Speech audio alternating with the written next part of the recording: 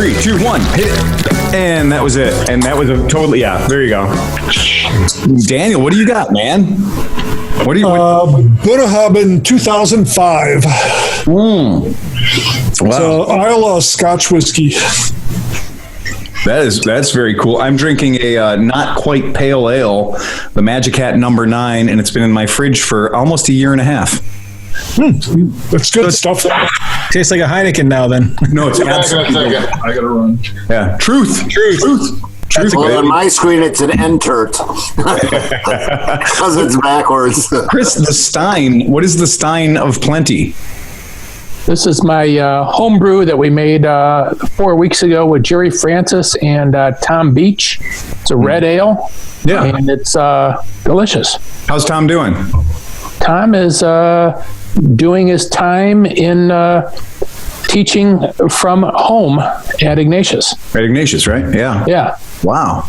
Well, that's cool. What is McElfresh doing? John disappeared. I think he just went for a beer. Later on, we'll watch Steve Hoffert fall down in that garage. I'm actually in my basement. Oh, really? Yeah. That's cool. So what do you got there, John? Summer shandy. Oh, ooh, it's summer shandy season. It's always summer shandy season. Depends on what you got. And a rum and coke. I'm kind of. Very nice. That's very cool. So today we had a guy at the shop showed up and just completely ripped me off of a Benelli Tnt 135. What a jerk. Really bent me over the fucking rail on that one. I heard he's been waiting to do that a long time. Yeah, it's been a long time coming. So, okay. So the Grimm project started well before Mid-Ohio last year, right? Yes. So the Grimm project, you had the Grimm at Mid-Ohio. Mm-hmm. You got it, 2-3 months before Mid-Ohio? Like a month or two, yeah, definitely. And all right. It was one of those deals where, they had it so low that you couldn't not buy it. Right. I bought it, and it did its thing. It served its purpose. Right. Han Solo. Han Solo. You can't even see what they're doing. No. So what was your end up sell price? Because you sold the Grimm in order to buy the TNT, right? Right. So it just so happened I logged on to this group that's on Facebook for clones, and it was people talking about them and problems and things to fix, and people that got them new that didn't know that you basically had to rebuild them to make them last for a long time, et cetera, et cetera. And so I logged on the other day, and there's a woman that posted saying, "I'm looking for one in Northeast Ohio. I have cash, right? Right in the pocket, like around $950." And I was like, I think it's time to sell the Grimm. Now, do you have a link or something you can show us how, one of those Grimms as they're listed, so we can kind of get an idea for how they advertise these bikes? Because they advertise them pretty freaking cheap. I mean, the Vader ones are almost criminally cheap. So here's a perfect example. This one didn't have, so this was basically the kind of deal, I'll show it in 1 second. This is kind of the deal that I got, but they even had free shipping because it was like a May Day, crazy thing or whatever last year. Okay. You guys can see that? Yeah, right on. Okay, so there you go. Tax return sale, $898.95. Jesus Christ. And I'm sure there's some kind of shipping, unless this says $239 flat rate shipping. Yeah. Okay. Where's that at? I missed it. Right. $2,000 flat rate. Free items. The free items, you get a Swiss Army knife, a lock, and a fidget spinner. Fidget. No shit. Seriously? Yeah, look at it. Yeah, right. I don't know what any of this shit. There's a fucking fidget spinner right there, right next to the bag. Yeah. Because, everybody needs a fidget spinner. Right. But so I ended up getting that thing, and it was it. I mean, you guys saw it. I've ridden with you guys a couple of it's not terrible at all. It's a decent bike, Right. But for a 250-pound dude on it without doing a whole bunch of shit, I did rejet it and put a 90 main in it. And, I tuned it up. I put ground axles in it. I did all the stuff you're supposed to do. And it starts on one button. And like, I'm not worried about selling the bike. I know she's going to, as long as she takes care of it. I just changed oil. So for at least the next couple 100 miles, it won't blow up. They did the right thing. But yeah, it was cool. But then we started riding the small bike rides, me and Grumpy Sewer Guy and Nick and everybody. And I'm really enjoying the small bikes. And I just started to feel like the vibrations a little bit compared to what, it could be. And I've ridden a Grom, I've ridden some other bikes and they're much smoother.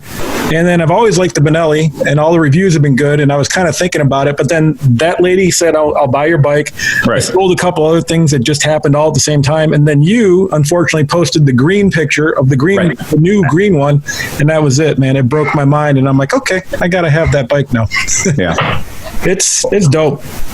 Yeah, I'm glad it's very funny that you bought that bike without having ridden it first. Oh, I trusted you. You said it didn't suck. Yeah, and we've had them at the shop now for a little while, so there's been opportunities to ride one, but you just hadn't connected with it at that point. No, and I mean the thing is you said you've ridden both of them. You said, hey, the thing's great. You did a wheelie on one, which the Grim's not wheeling. There's no wheeling the Grim unless like you just manhandled the thing into the air. Oh, really? Because the TNT is very happy to do wheelies all the time. Yeah. Like you don't have to have any special skills or anything. You can throw the front wheel in the air on the TNT real easy, right?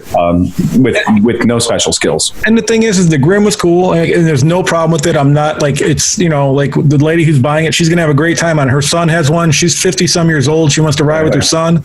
She owns a Virago or something like that, so she's an accomplished rider. So she'll do fine with the bike. It'll be great for her. Yeah. This thing, when it breaks in, I mean, this is gonna I want to go to the tail of the dragon now. Yeah. Like I want to go places like that, like the 5 gears on it and everything, and it revs to like 11.5 or something like that. That's true. Yeah, I mean, I didn't. I'm actually going to try to break it in a little bit, I guess. But yeah, it's cool. I don't see any reason on that bike why it can't be a good bike. It's the few that we've had that I prep them, I ride them, I get to put miles on them. They're really happy. I mean, and even in the short period of time I've had them, they go 70 miles an hour real early in the break-in. So that's what I noticed just going out. I took it on Fairmount, and honestly, I almost rode too long and forgot about the podcast, but I was going down Fairmount, something like that, and I was in 5th gear just at like 5,200 RPM. So half the range, and I was doing 54 miles an hour. Right, exactly. And that's pretty impressive. Here's it. Wait, hold on. Let me see if I can get this. This is him going home to his new home. Oh, look at that guy. You guys, oh wait, not yet. Sorry. There it is. I can't see. There you go. Yeah. So yeah, that's the Benelli Tnt 135. And I've out of all the minis, and I've kind of been checking out the minis pretty carefully, I'm real happy with that one. I think that's got the best build quality, and putting them together, prepping them, the way that the factory crates them, the way that they're set up, it's really thoughtful. There's tons of things on there that are super smart. Really, really well done. Like every other bike, when you do bar ends, so the bar end weights on any motorcycle, they're either one of two things. They're either an expanding rubber plug that you put tension on, an Allen head bolt, and the rubber plug gets crushed, and that holds the bar end on, the bar end weight.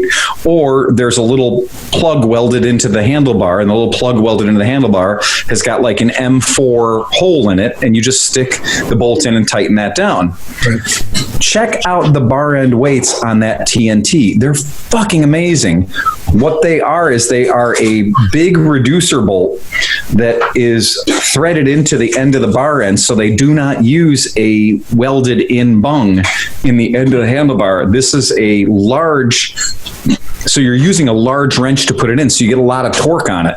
Yeah. And it's a really smart way to set up bar end weights so that they're not feeble or you're not losing them all the time. So the bar end weights are almost like a cap on the end of a fork. It goes upwards of the end of it. It is. It's really clever. And I noticed that when I was putting it together, I was like, why the hell did they do that? And then I figured it out.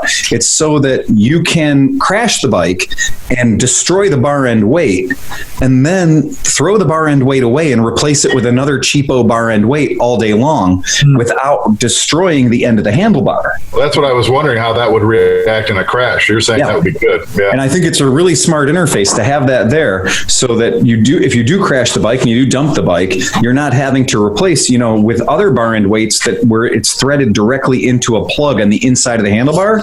When you crash that bike and that bar end weight gets torqued over, fuck it, your handlebars are screwed, throw them away, Whereas this thing, there's a sacrificial part that's literally nothing that could get damaged in case of a crash. So you don't have to chuck the handlebars.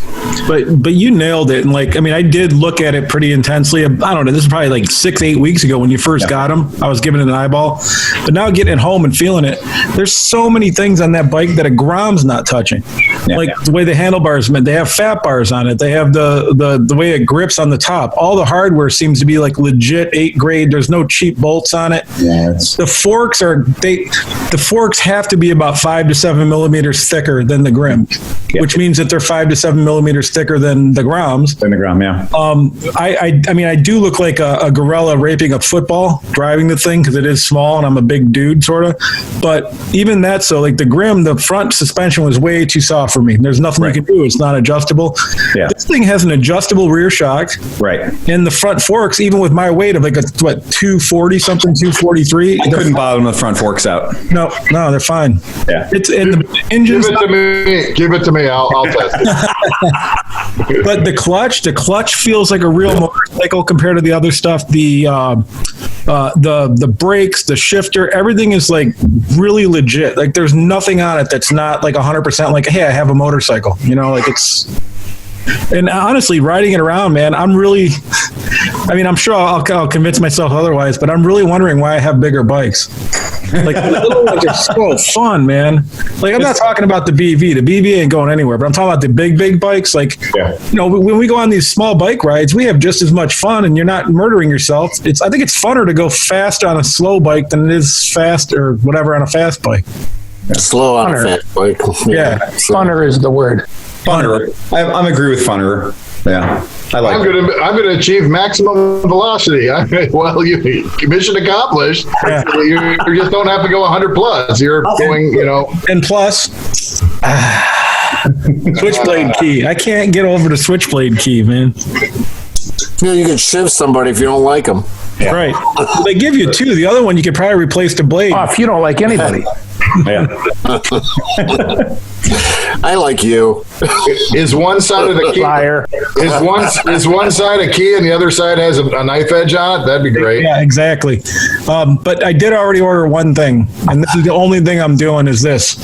So the stock exhaust is kind of restrictive and it's small and the thing, and then it has the muffler on the bottom, but it has the really awesome tips. Yeah. So Steady Garage makes this. It's a Chimera exhaust, so it's stainless. It just takes out the cat. It gives you full width of the header up here. It does, yeah. I noticed that it's not sleeved down. It's true. That's a true diameter the entire way. Right, and the cool 19 bends though. Full circumference. Yeah, full circumference. And the cool part is that you retain the really cool exhaust tips that are already on it, which I think gives the bike character. So you don't have a stupid acropovic sticking off of it or something. Right. So, anyways. No, I like that. I think that's pretty cool. And I really thought I thought I was going to keep the green one because I absolutely love the green bike. I think it's badass looking. Well, I know that you know a guy that can probably get you more though. I'm glad you got it, but I'm definitely going to order in some more because I was really pissed off. I was a little bit sad about the SSR order that we placed and we just weren't selling them. But then this week we sold 4 or 5 of them. So congratulations. Thank you very much. And the funny thing is remember those little 110s, those little cute little 110s that were in my shop? Yeah. You guys, you've got to get drunk and go play with those in a field. I'm ready. Tell me. 20 minutes from now? Oh, man. You guys, the little, it's a 10-inch wheel on the back. It's a really tiny little 10-inch wheel on the back, and it's a 12-inch wheel on the front. They are just freaking hilarious. and I've got the kind with the clutch. So we've got a standard proper 4-speed with a clutch, but then they also have the semi-auto. So, but we set one up for a guy the other day who came in, and he basically said, I'm going to take the shifter, and he took the shifter and took it home and said it was way too fast for his 12-year-old. So he brought the shifter, he brought the clutch shifter back and took a semi-auto. The semi-autos, you can just put them in third gear and start in third gear, no problem. Even me, and put it in third gear and just drive away like it's an automatic. You'll never have to put it in any other gear. You'll never have to take it out of gear. It will not stall. And that would be like the way to restrict it for your kids, to make sure that they don't have too much torque or too much wheelies. But you put it in first or second, and actually second is perfect. And in second, it just instantly goes into a perfectly controlled wheelie. Like the kind with the throttle where you can just go like this and just keep it at the balance spot and keep working it. Yeah. But the problem is it's a 10-inch back wheel, so the tip over point is like 1 degree.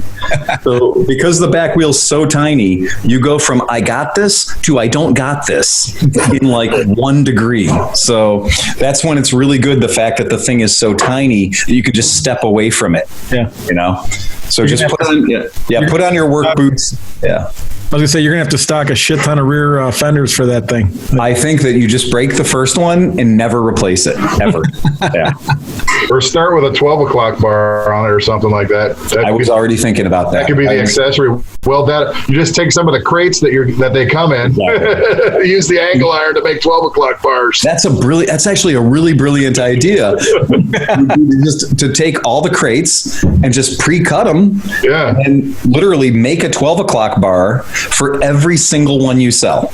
There you go. Yeah, that's a good idea. That's a really, really decent idea. And it doesn't have to be anything fancy. Just knock one out real quick. But you guys... anybody can knock one out real quick. I mean... Proven. Yeah, can confirm. You guys got to ride them, though, because they're just silly. It's the perfect... I mean, the 110, the bike is small enough. It's not ridiculously small like the 70 cc's. The 70 cc's, you could break that in 10 seconds. But I was jumping curbs on it, doing horrible things to the 110, and it's really durable. So I think it's good. I mean, we don't know about Mid-Ohio. We'll talk about it in a minute. But I think any of us on that thing, it would just bring out your inner 11-year-old. And that's not a bad thing. It doesn't take much, I can tell you that. It doesn't take much. But I think the thing is, when you're on like a CT70, the CT70 is very weird geometry. I mean, they're just bizarre. And I've never felt at home riding a CT70 in a hurry. I mean, I was following John around. I was on my CT110. He was on the CT70. And John feels very much at home on that combination of impossibly small tires. It's like he's riding a fucking beer cooler. Yeah. And but he looks like he looks like he knows what he's doing. He can do it all day long. I get on a CT70 and I feel like somebody took the wheels off my motorcycle and replaced them with casters. Yeah. So I like the ST90 better. Yes, absolutely. Yeah. And I've never ridden an ST90, but I can only imagine it would be really neat. At one point, I really wanted to put a CT90 motor in a CT70. Right. Yeah. And make a skull cracker so you could put it in a low range and then be like, So that's exactly what you get with these little SSRs, these little SSR 110s. There's not just a question about it. Like, if you're going to drink and you're going to ride one, you damn well better be wearing a helmet, because I can assure you, you go from, this tall to this tall super fast. So, yeah, it's a good way to meet the ground in a hurry. But I have a question for all you guys. So when this pipe comes, obviously the O2 sensor goes into it. Yeah.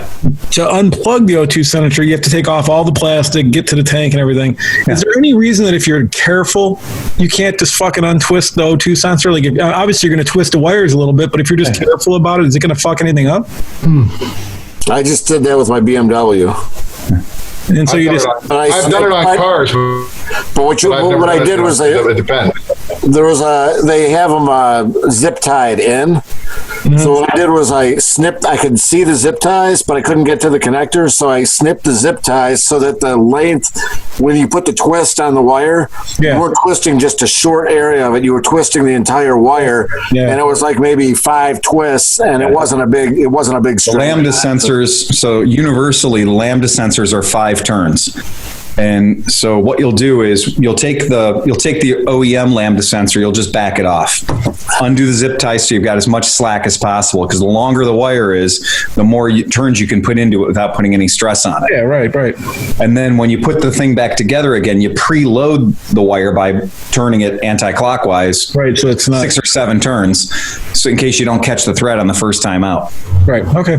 That's what I figured. I mean, I'm not stupid, but it's like I didn't know if there was like, the wires were so brittle, and that's why they're like, take it off. You're going to break the thing, but you'll be fine. The other if you're really concerned about it, you could just lift the thing up. Hold the whole bike up and just spin the exhaust. whole bike. That's what I was going to say. I was going to say take the head pipe off. Yeah. Take the head pipe off, and then maybe you can spin the head pipe if there's enough, and then spin it back on and then bolt it up.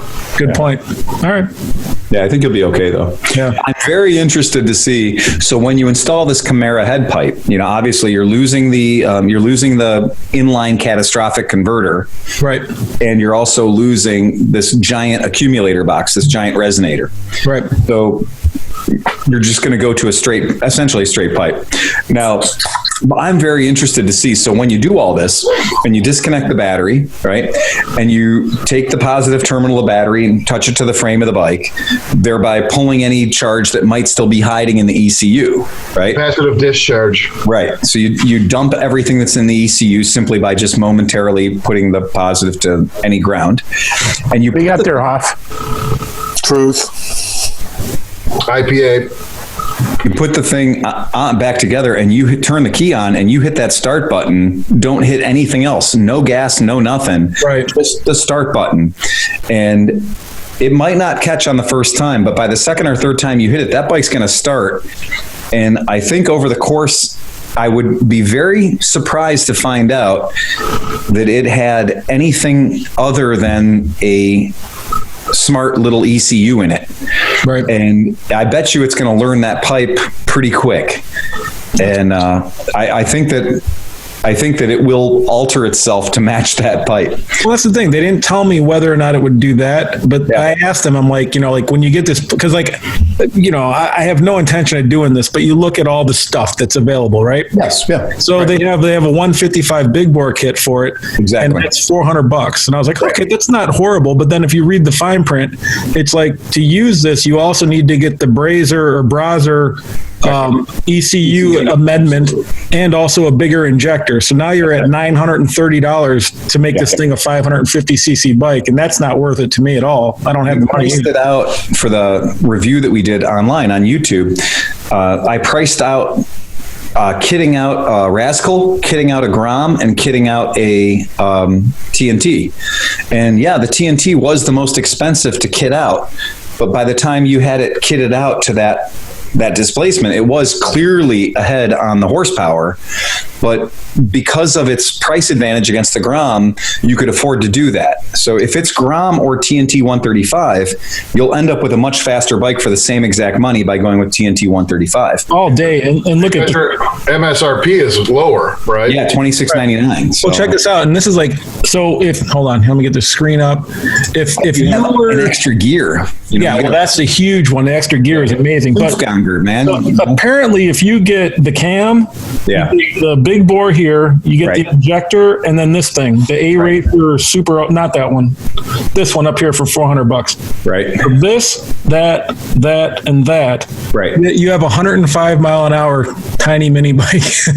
Wow. Shit. That sounds amazingly stupid. Yeah, I don't see the point of it, man. I'm telling you now, like 70 on this is going to be plenty. That's absolutely 100% more than that's fine. Yeah. So you gotta win some trophies though, going 105 miles an hour.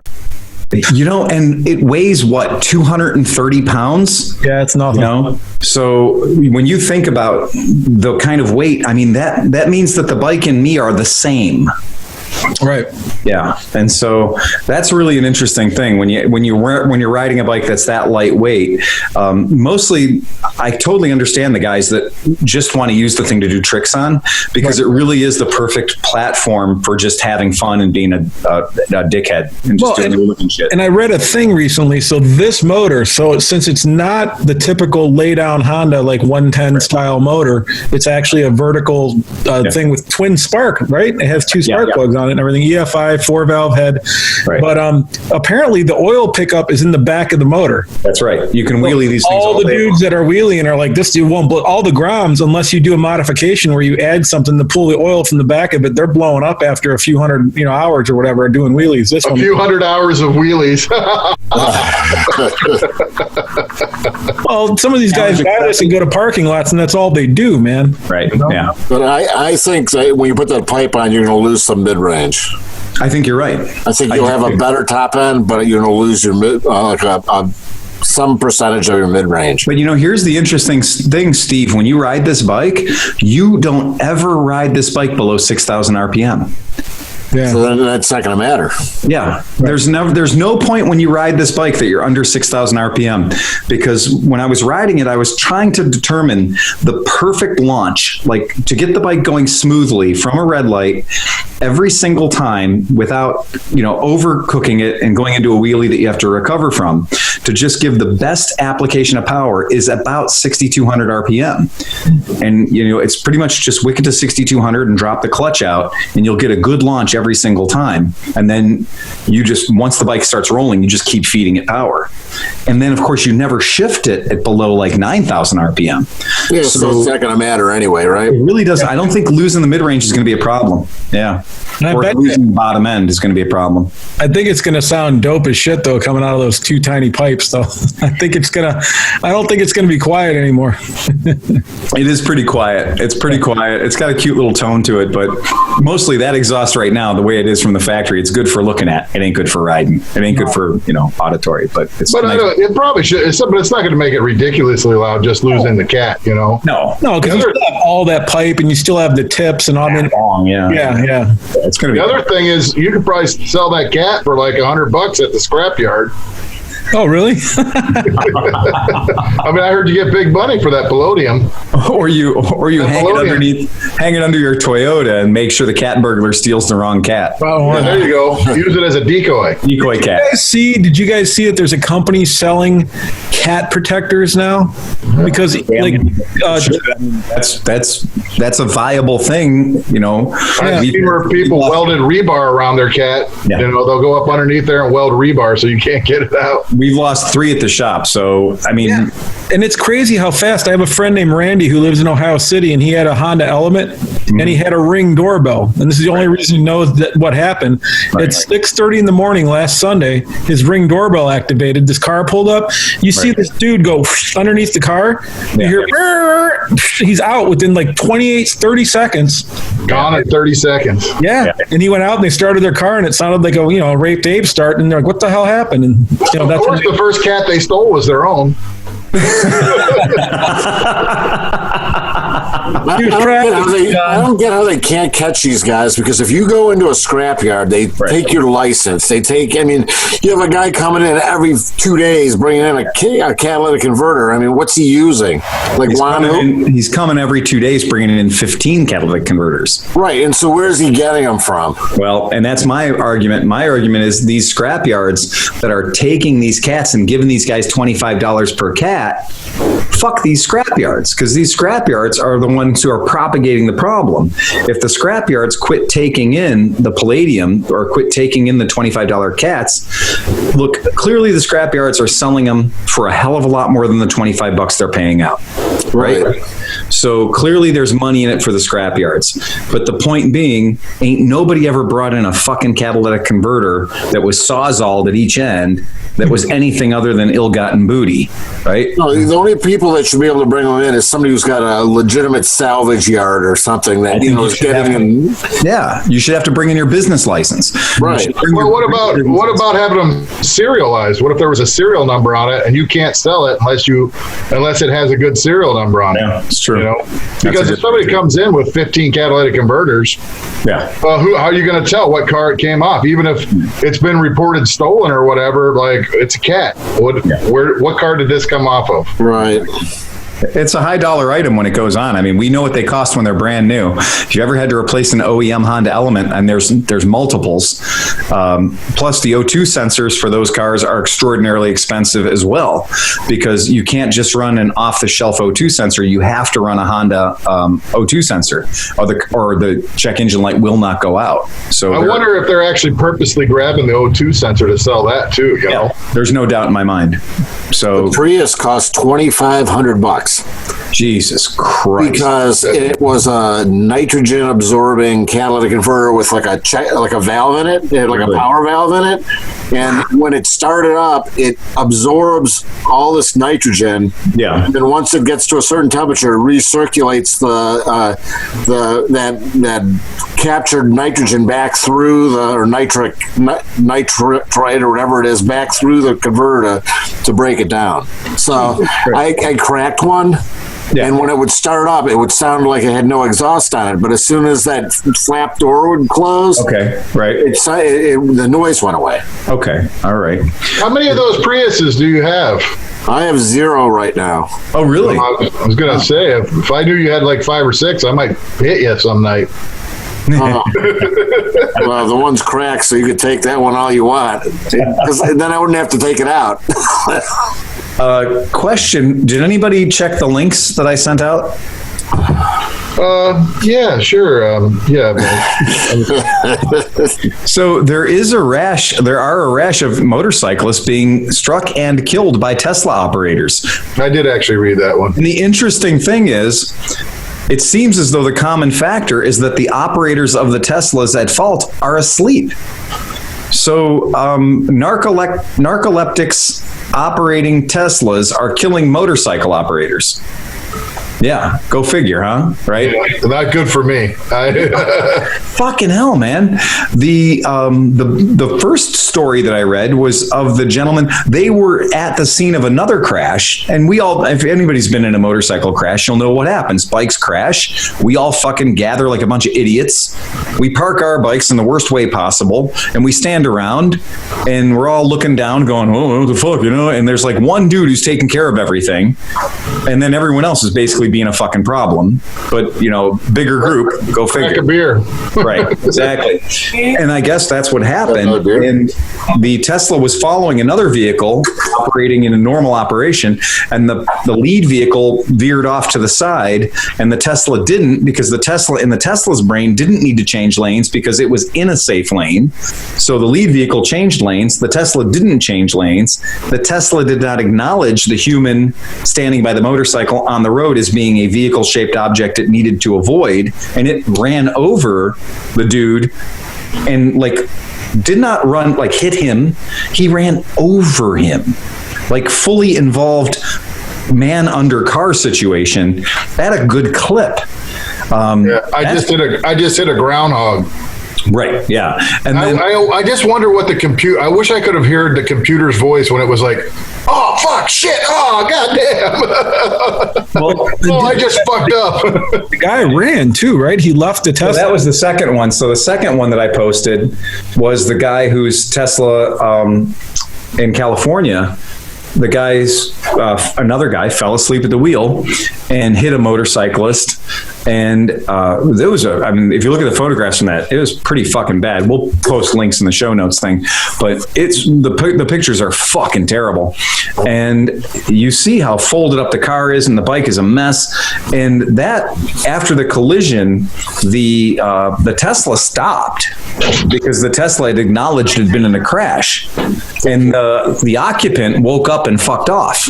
So, why do they even allow those cars to run on auto? It's weird. I mean, it seems like that it's playing fucking devil's advocate with all kinds of crazy stuff. A lot of, like in Arizona, there's a lot of cities that encourage the testing to happen there. The weather's good and you know, it's pretty clear, and they like the money coming in from Google or Tesla. They do encourage testing in those cities, and when we're out there buying the van, we saw a lot of them out there.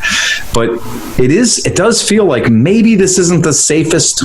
Maybe we're not there yet, you know? And here's the thing. There's technology out there right now. There's earbuds that you can get. They're for truck drivers, and they have a head lean angle.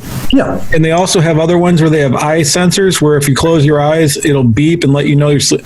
Why wouldn't they be like, if you want to use this driverless feature just to relax and kind of like just look out the window or whatever, put something on so that you can tell your eyes are open or and that's the weird thing is the Tesla has a number of safety features built into the car that one, sense your presence on the steering wheel, you know, that you are giving some resistance to the steering wheel. However, I've talked with, you know, Tesla owners who say that there's a really great technique for avoiding that or bypassing it is to lower the steering wheel until it's touching your knee.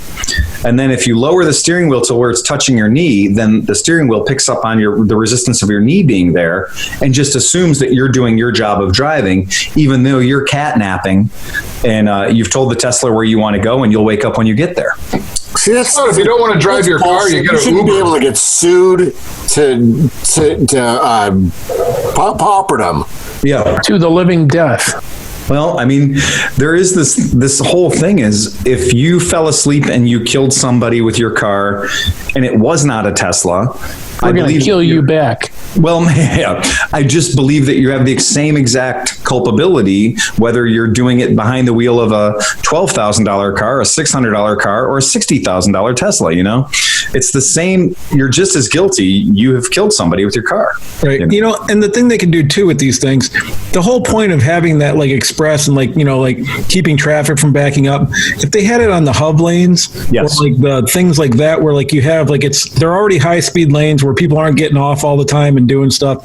If they could somehow just keep it to that, maybe it would be okay. But having it in normal lanes, fuck, you see how people drive when you're on a motorcycle. It's like, I don't want some no driving car anywhere near any of that crap, man. But you know what? It doesn't matter because there have been situations where I've almost gotten killed where you're flying down the highway, you're following behind a car, you really can't see what's up in front of that car. You might be 2 lengths in front of that guy, and all of a sudden, bam, he veers over to the left, and there's a fucking car stalled right in the center lane. That's right. So how's the Tesla going to handle that? I survived because I was like, fuck, is it really going to react that quick? Stomp the brake, hit, or it just, I don't know. A wise robot once said, kill all humans. Yeah. The first thing we do is kill all the humans. That's it. Yeah. What's the robot's favorite snack? Microchips. Oh man. So I program control loops, like self-learning control loops. Yeah. For like gate control and like process control and all this other stuff. But the best controller is a human. I mean, the best analog controller out there is a human. Sure. That's awake and that's paying attention. It can adjust way faster than any other controller. But a person who's asleep is not a very good controller. Not there anymore, right? Yeah. That's why you have controllers, to make up for the people that are sleeping on the job. Yeah. I don't. Not that I've ever slept on the job. Does Chris Smith have a joke for us tonight? I do. You do? Okay. You should have two because you didn't get one last week. Oh, you didn't get one last week? Oh, don't tell me you want to hear two. Hold on. I'm gonna go grab a beer real quick. Don't tell it just yet. Here, we'll have some stupidity with McElfresh. I have the brake cleaner. Oh, yes. I'm going to try not to spray it on the Corvette. Yeah. Here, we'll do it the other way, too. All right, here we go, facing the computer. Oh, yeah. Uh-oh. God, he's on fire. We thought you were done for, dude. I got away. And you all started laughing your asses off. Like, holy shit, look at that. If I could only smell it, it smells like chicken. Chicken. Sure glad I'm dead. Oh, that's good. Tastes good. Anybody ready for a joke? You guys want to hear a joke? We're waiting. So Colin has been in this old age home for quite a while. One of the nurses checks in on him. He's very sad and he's crying, and she says, "What happened?"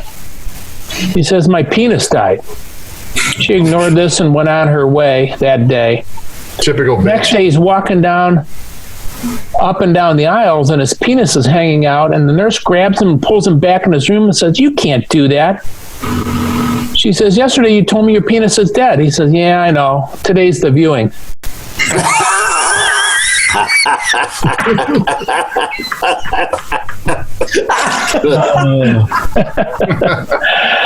All right. Number two. Guy goes in the ER and the nurse comes out and says, "Sir, I can help you with whatever the problem is." He says, "Well, before I tell you, you got to promise that you won't laugh." She says, "I've been a nurse for 35 years. I would never laugh at a patient." He drops his pants and shows her his penis, which is so small it's the size of a AAA battery. She starts laughing hysterically, can't hold on. She finally gathers herself together and she says, "I'm so sorry. What's the problem?" He says, "It's swollen."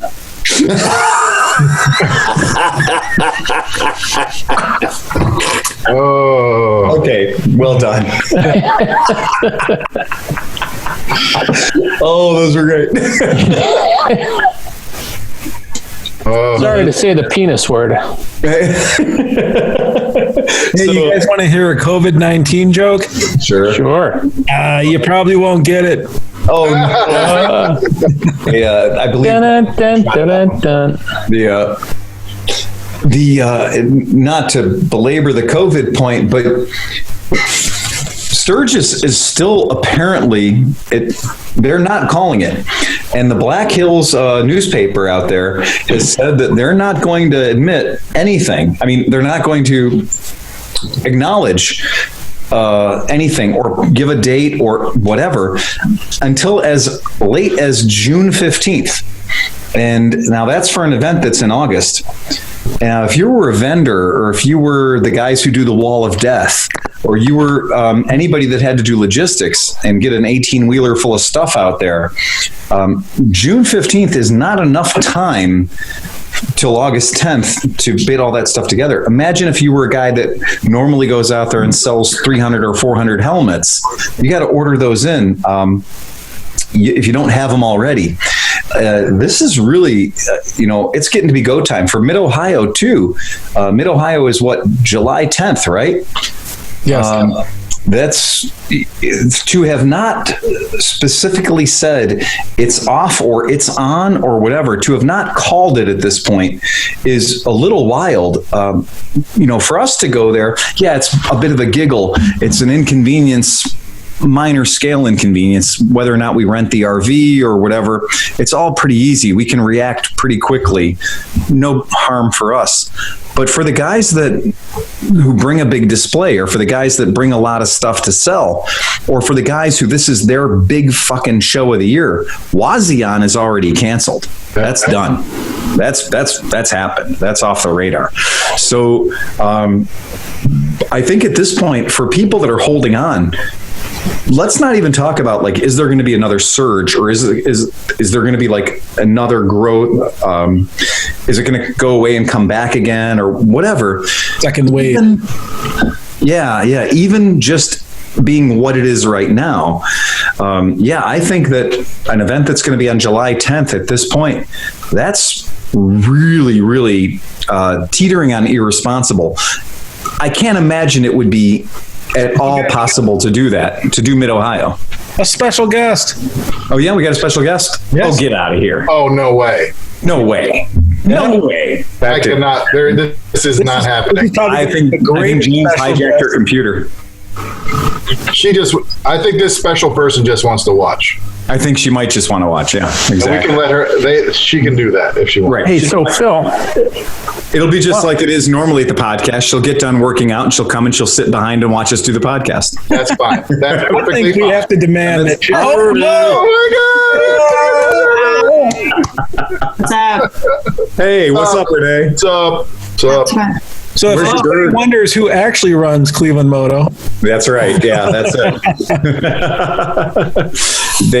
Her and James did all the work today, and I simply entertained people with bad credit. what happened to the Marine dude? Bad credit. All that for bad credit? Yeah, hours of time with him. And I believe James brought up a point is he's never met anybody who was a Marine or a former cop that was good with money. And I think that was the case with this guy. I believe he co-signed for his son on a car that got repoed. Oh, that's never good. Not good for your credit score. Mm-mm. Yeah. So that's Hey, Phil, I found out that my Suzuki is up in your shop. Yeah. Yeah. Your Suzuki's, it's at the end of the line. We got a for sale sign on it. Don't worry. We'll cut you in for at least 20%. Yeah. No, 10% is fine. 10%. I saw it there and I rubbed my butt all over every part of it when nobody was looking. Mm-hmm. We've sprayed it down with Kova juice. Now, I will say what is funny is that that gentleman was in the shop yesterday, and they were really kind of salty about the whole having to wear a mask in my shop thing. But they came back today with masks. So they went out and they got masks and they came back with masks on. So that was cool. Good. Yeah. Well, it should wear. I mean, I had an issue at the beginning with masks, but I thought I'm wearing a mask to protect you from me. Right. I mean, if it was the other way around, I don't have a problem with it. But I mean, I'm trying to protect you from me just in case. So it's responsible. It's just a responsible thing to do. Yeah, exactly.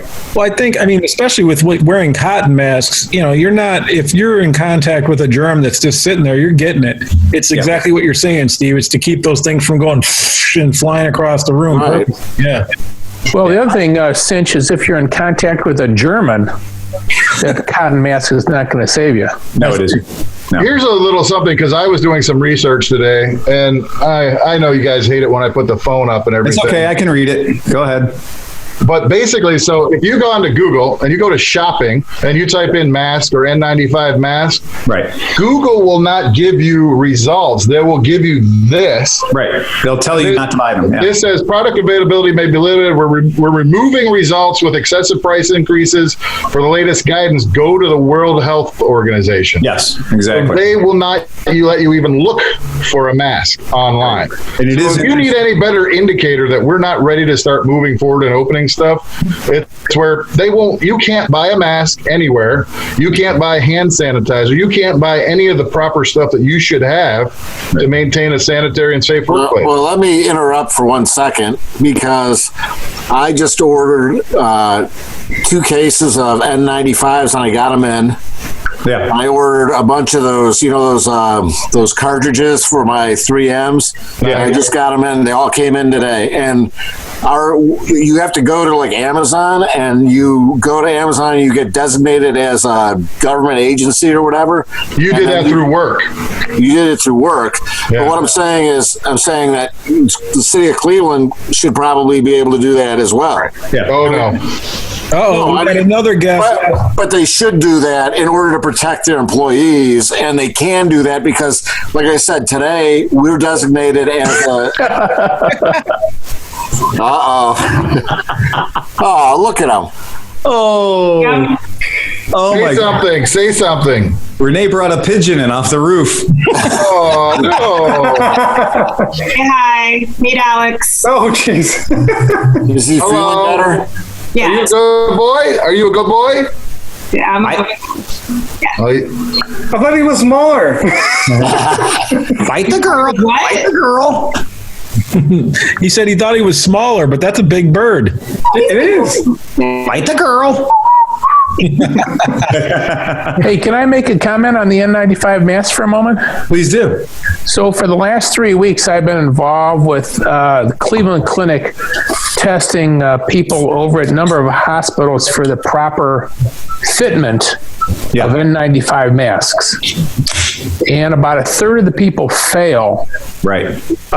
Because there's about 4 or 5 different sizes. So we have to set them up with the right size mask. So just ordering an N95 mask off the internet does not mean that it's going to work for you. That's like ordering a tire off the internet and not having the right size for your bike or your car or something like that. So don't get sucked into saying, oh shit, it's an N95. I'm going to buy it and I'm going to be safe, because that's not necessarily the truth.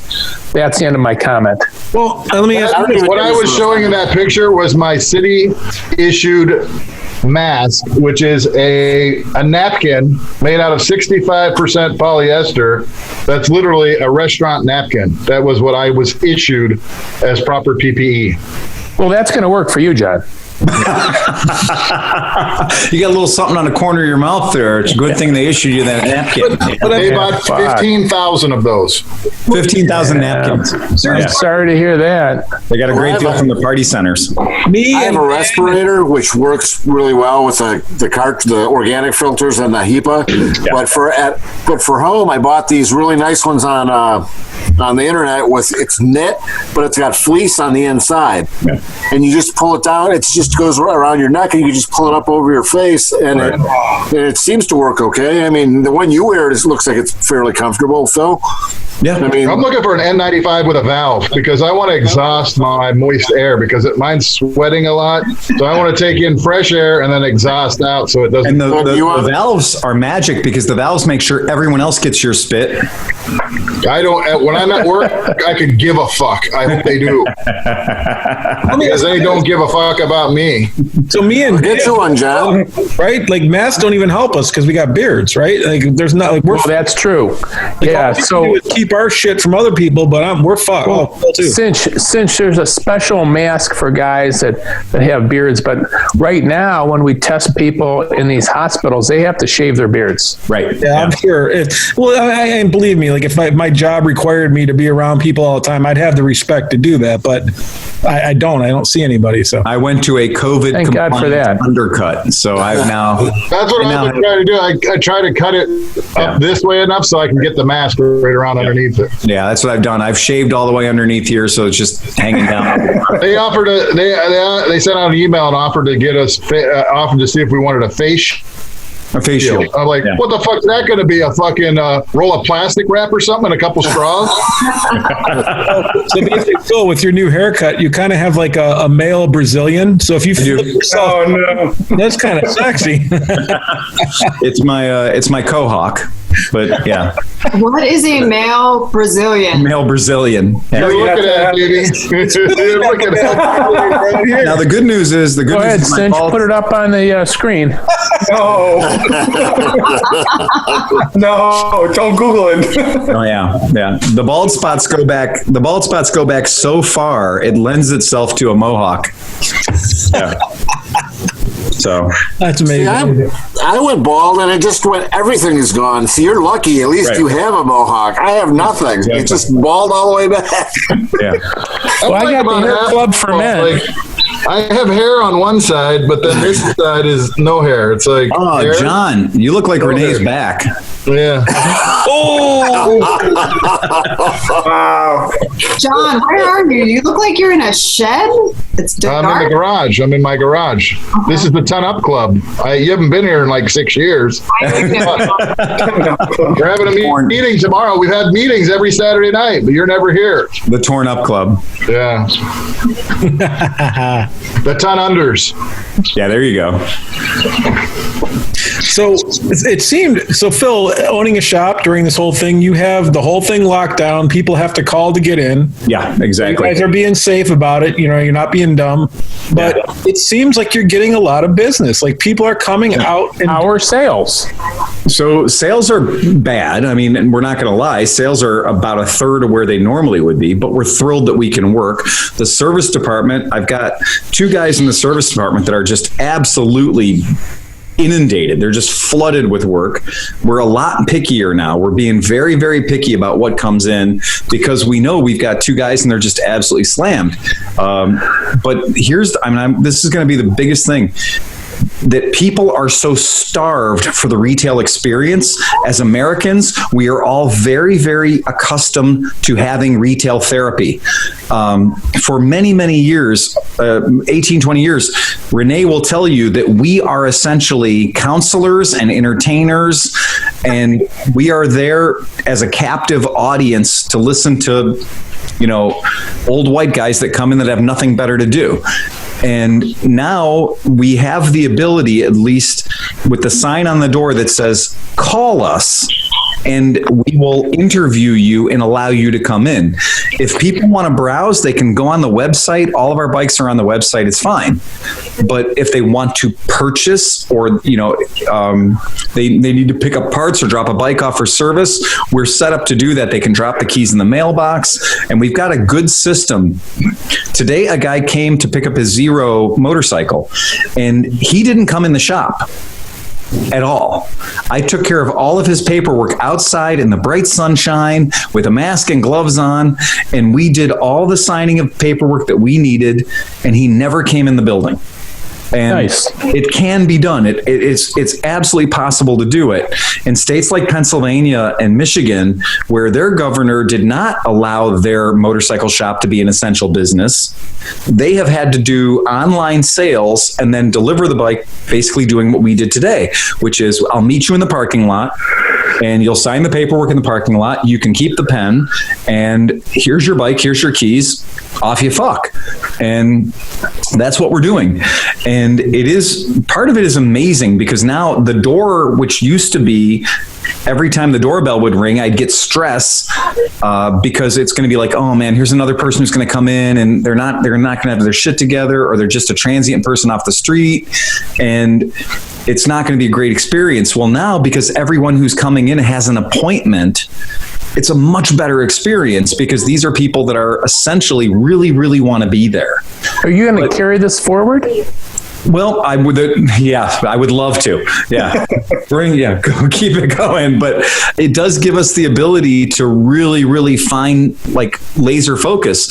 And as Steve saw today, I can be with one couple, with one group of people, and give them all of my attention, answer all of their questions.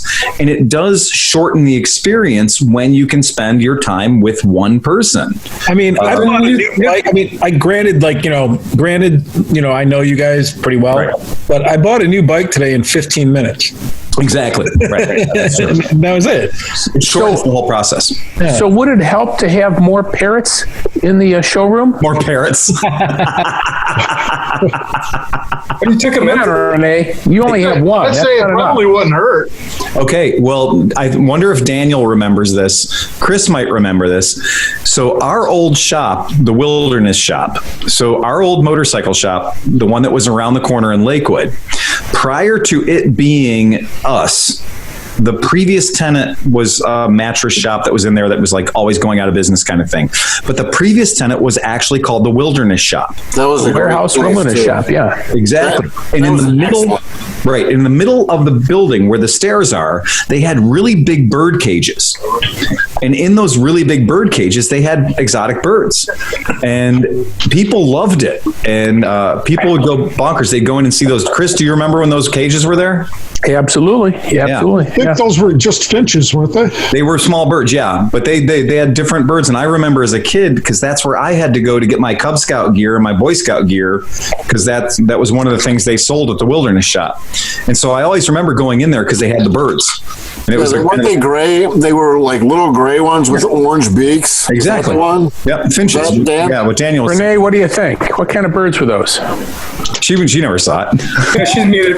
You're muted. Oh, we can't hear Renee. He was being loud. I can hear him. We want to hear him talk. We want to hear him whistle Pink Panther. Oh, he won't do it now. Okay. He's a little camera shy. Yeah, does he know he's on camera? I don't think so. He hears all these boys' voices. Hello.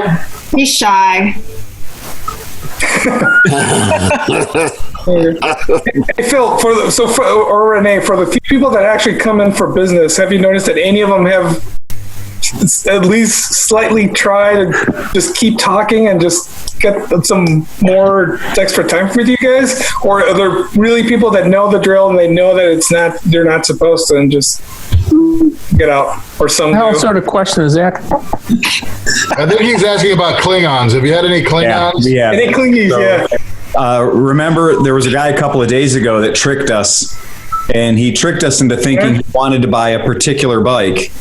And so he came into the shop and he totally fooled me. And he specifically said that there was one bike he wanted to look at, this, BMW we had on the floor. And he came in, and then when he was in there, after about 45 fucking minutes, I realized he was just walking me down the aisle for every single fucking bike. And so he was like, so tell me about this R3. And I'm like, you started talking about a BMW 800, motherfucker. There is no way you're looking at both of these bikes. You are literally just dating me at this point. And it was just one of those things where I knew that I was like, okay, this guy just wants retail therapy. That's all he wants. He wants the girlfriend experience. He's not going to buy shit. And so, yeah, I eventually just told him, I was like, you got to go. I'm like, look, you got to go.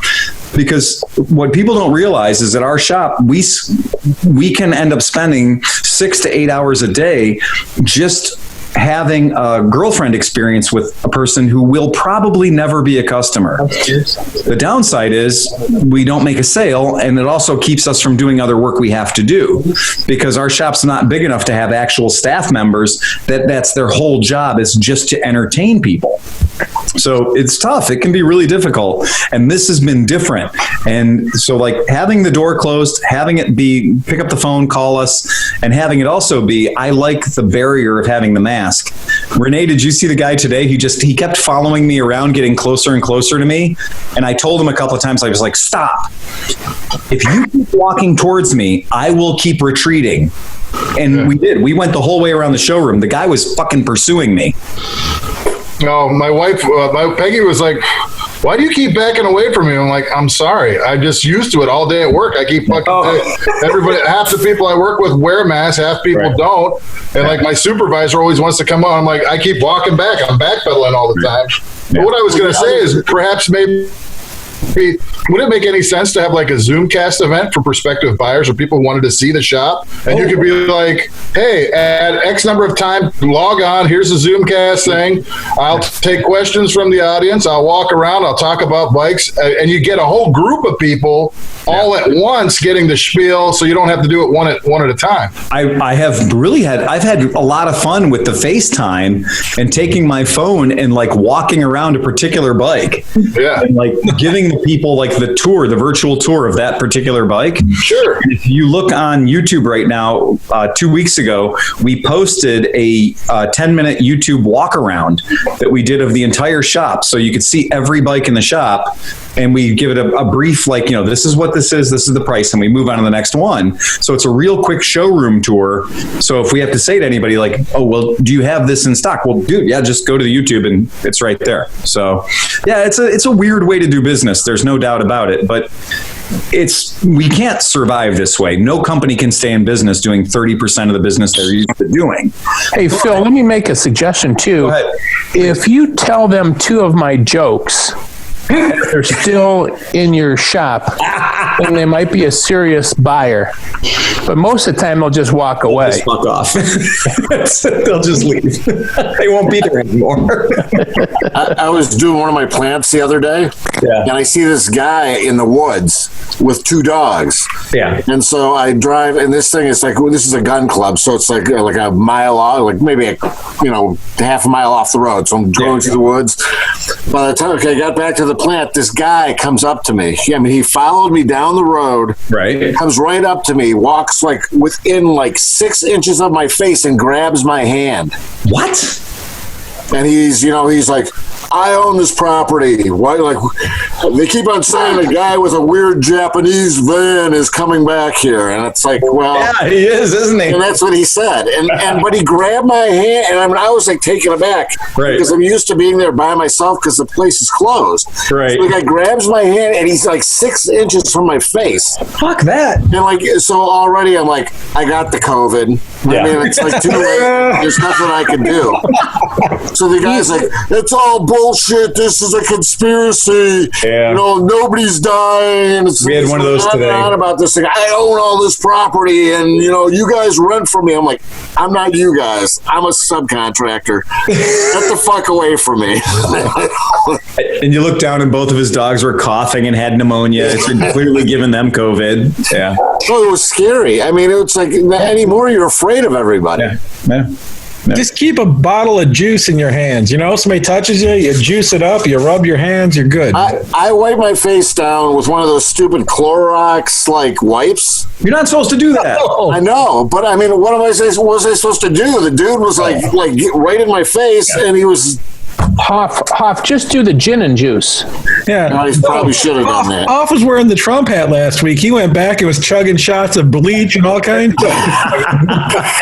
He was Hoff was doing the Clorox chewables. You didn't say that. You chase it down with a Tide Pod, you'll be okay. So Steve, you made that UV thing to clean the shit stuff. I made this 12-inch dildo with a high-powered UV light that you can get from the inside and just cleans everything out for you. Perfect. What a creative mind. I'm marketing a lung brush. You can stick it down and scrub your lungs with it. Good for heavy smoking, COVID, whatever. Hey, Chris, so what are you drinking? This is a little Market Garden lemon shandy. Shandy. We're both shandying it up. We're both shandying. You know what? And Johnny Mac, I got to tell you, this shandy is exceptional, and I'll get you a case of it if you're into it, because this stuff is really great. Really? Okay. Yeah, I'm really into it. Get me a case. Hey, why is it? Remember, Dan sent us a bunch of beer, and Phil's not even drinking it. Where is this beer? Motherfucker. What? I think the captain has left the ship for a minute.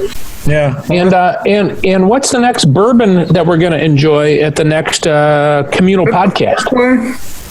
I have a bottle. I have a couple good bottles to bring. So what do you got? What do you got, Hoff? I have a good I bought this Wyoming small batch. It's supposed to be really good. It's a little distillery in Wyoming. So I'll bring that one. I got a bottle that I'll bring called Uncle Nearest. Uncle Nearest. So that's got a little historic value, and if we kill it off in one night, the headaches will pay dividends the next day. Wait, did you guys talk about, are we going to do a quasi-crackle cast, or is that off the table still? Maybe next week. I bought the cables, so I have the cables. Oh, nice. Yep. So we have the 20-foot cables, but since DeWine kind of closed us back down, I think Johnny said, like, yeah, maybe we shouldn't do it. And Phil was like, yeah, let's not. I think so. Yeah. Did I say it? When you say Johnny, you're talking to me or are you talking Chrome? No, you. I said we shouldn't do it? I think you said something like, are you the one that sent the text that said DeWine did the extra month? I did that, but I didn't mean that we shouldn't do the Crackle cast. But I'm not saying we should or shouldn't. Okay.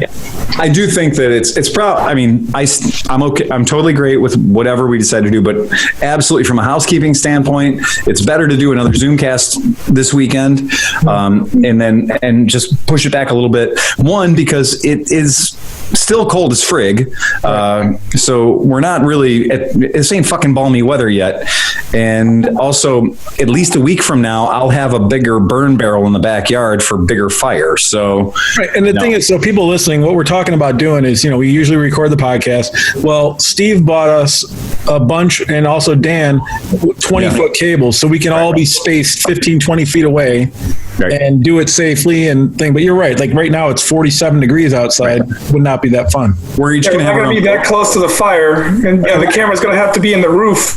Right. Yeah. huge fire. A huge fire. Everybody's with the 20-foot cables.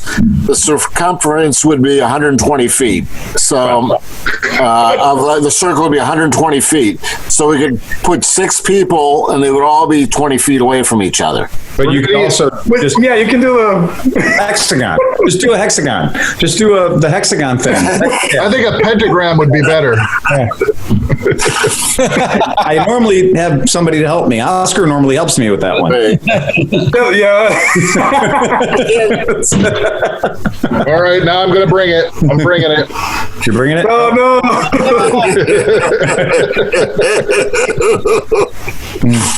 Wait, did you do one of these jobs where you just do the thing and take your hand and just smash it? Like, wait, hold on. No, it's hand, and your finger is like this, and then you grab your finger like that. Right. And if you draw a little black mark on it, it's perfect. Right. Yeah, and that's what Cub Scouts is all about. Yeah. And Facebook, not anymore. Renee missed all of that.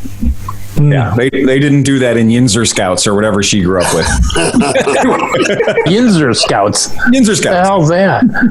You know, where yins get together and scouting out. Yinzer Scouts. My brother Mark tends to live in his scout, and he calls it the Scout House. Scout House? He lives in the Scout House. Scout House. Yeah. You know, Cub Scout, Girl Scout, Boy Scouts and that. Where is it at? Where you going? So, we are joking about the distancing stuff, but it is pretty funny because, if we do get together in somebody's backyard and we got a raging fire going and all that's beautiful and great, we're still, you still got to be careful, guys. You can't, at this point, you can't say you don't know the rules. None of this. Well, yeah. No docking. Absolutely. So you guys went out, no docking. You guys went out the right week or last weekend. Was it any worse than the previous weeks that we went out, or is it, or people are just same amount of people out in the parks and stuff, or? Last week when we rode, we didn't see that many people out. It was pretty cool. But one thing I was telling Dan about this, and Steve, you'll remember this. We ended up driving all over the place. We went through Ravenna. Does anybody know that there's a historical Harley Davidson museum in Ravenna? Like a huge building that's orange and black and gray, and it's like, what was it, Steve? Bob Zoe's Harley Davidson Museum or something, some thing like that. Yeah, I never saw it before. But I've never really ridden through Ravenna before either. So. Right, yeah, right. Yeah, never heard of it. But yeah, it seemed pretty cool. It wasn't like the tiny little, it wasn't like a restaurant with an addition. It was like a whole building dedicated to vintage Harley Davidsons, which kind of cool. That's pretty cool. Yeah. Something to look forward to when, it's not locked down. So you guys want to hear an interesting story about Isle of Man? Oh, yeah. So it's obviously canceled. So, because that's an island, let's just, acknowledge that. First of all, Oscar will tell you they are their own fucking country. They like to remind you they are not part of England. This is not like, oh yeah, where are you? Well, we're in England. No, you're not in England. Yes, the small cities, they have their own currency with their own little logo on it that nobody else takes but them. Wait, what's the conversion? So, what's $1 US to $1 island dollar? Well, it's better to tell you that it's tied to the pound. So your pound, whatever your dollar to the pound is, you go in, whether you have pounds in your pocket or you have Manx dollars in your pocket, Manx pounds. So Manx pounds and UK pounds are the exact same exchange rate. They are the same. The pound for pound. Pound for pound. The problem is, yeah, I like that. 60 back. The problem is if you have a pocket full of Manx dollars or Manx pounds, you cannot use them off the island. So if you have UK pounds in your pocket, you can spend them perfectly fine on the island. just make sure that when you leave the island, all of your Manx pounds have magically been turned into UK pounds, because the Manx pounds are only good on the island. In fact, you can't even get banks on the mainland to trade those Manx pounds in for UK pounds. Oh, wow. So it's literally an island currency. So that is the fun thing. Now, the money's great. It's got pictures of like a little cat with no tail, all kinds of extra fingers. Or some of their currency has motorcycles on it and stuff. It's fucking cool. Like, they got it going on. But they really are. They are their own country. They are not part of England. They're not part of Ireland. They are this little island out in the middle. Oh, there you go. Oscar's got some. Yeah, look at that. So you see, it's got the it's got the triskelion on it. Check that out. Oh, yeah. So, yeah, it's got the triskelion right in the middle of it. Very cool. So the Manx government has acknowledged a while ago that there will be no race this year. There will be no TT. There will be no racing of any kind. Because their economy.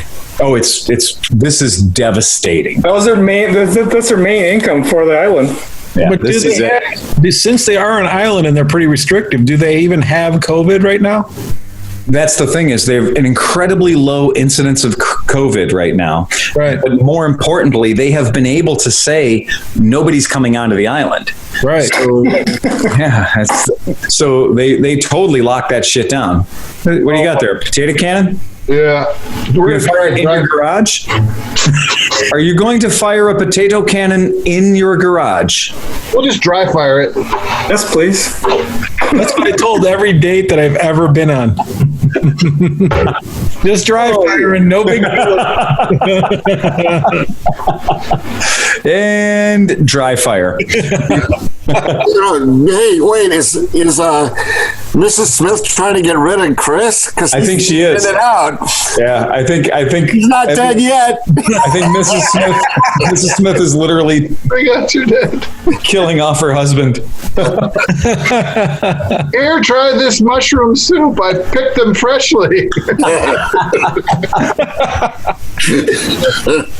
So I've got these. I got a couple of guys that were interested in going to Isle of Man, and so the last time they went to the Isle of Man, they were talking to me about going and some recommendations that we'd had, because Oscar and I rented a whole house and we kind of had a different experience with Isle of Man than most people have.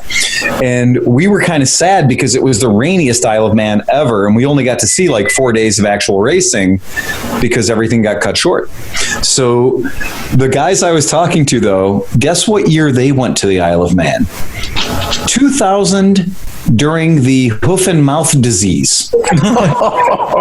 So the worst possible scenario is they paid for their flight and their accommodations and the ferry and everything they paid for, but then when they got to the island, there was absolutely no racing because they couldn't risk transporting hoof and mouth disease around the island. So year one, they have hoof and mouth, and year two, they had mad cow. So, so these poor bastards went to the Isle of Man and basically got to just use the Isle of Man as somebody would use the Isle of Man as a tourist. There was no racing whatsoever. And there's a lot of cool shit to do on the Isle of Man, as Oscar and I found out. There's really some cool stuff, but it's not worth spending that kind of fucking money just for that. To go to a quaint British island, you know. Yeah. I'm sure you can find a pretty sweet house in Parma for free to go and visit, compared to flying halfway around the world to go and just do that. Just sit around and talk about races that happened last year. Yeah. Hey, let's YouTube the Isle of Man. Yeah, all right. So now this is the part I wanted to bring up because it is relevant to our podcast. So obviously many events are being canceled this year. John, you are spectacular. Yes, John. That is so perfect. And your true colors are shining through. Yep, and he's not smoking the weeds.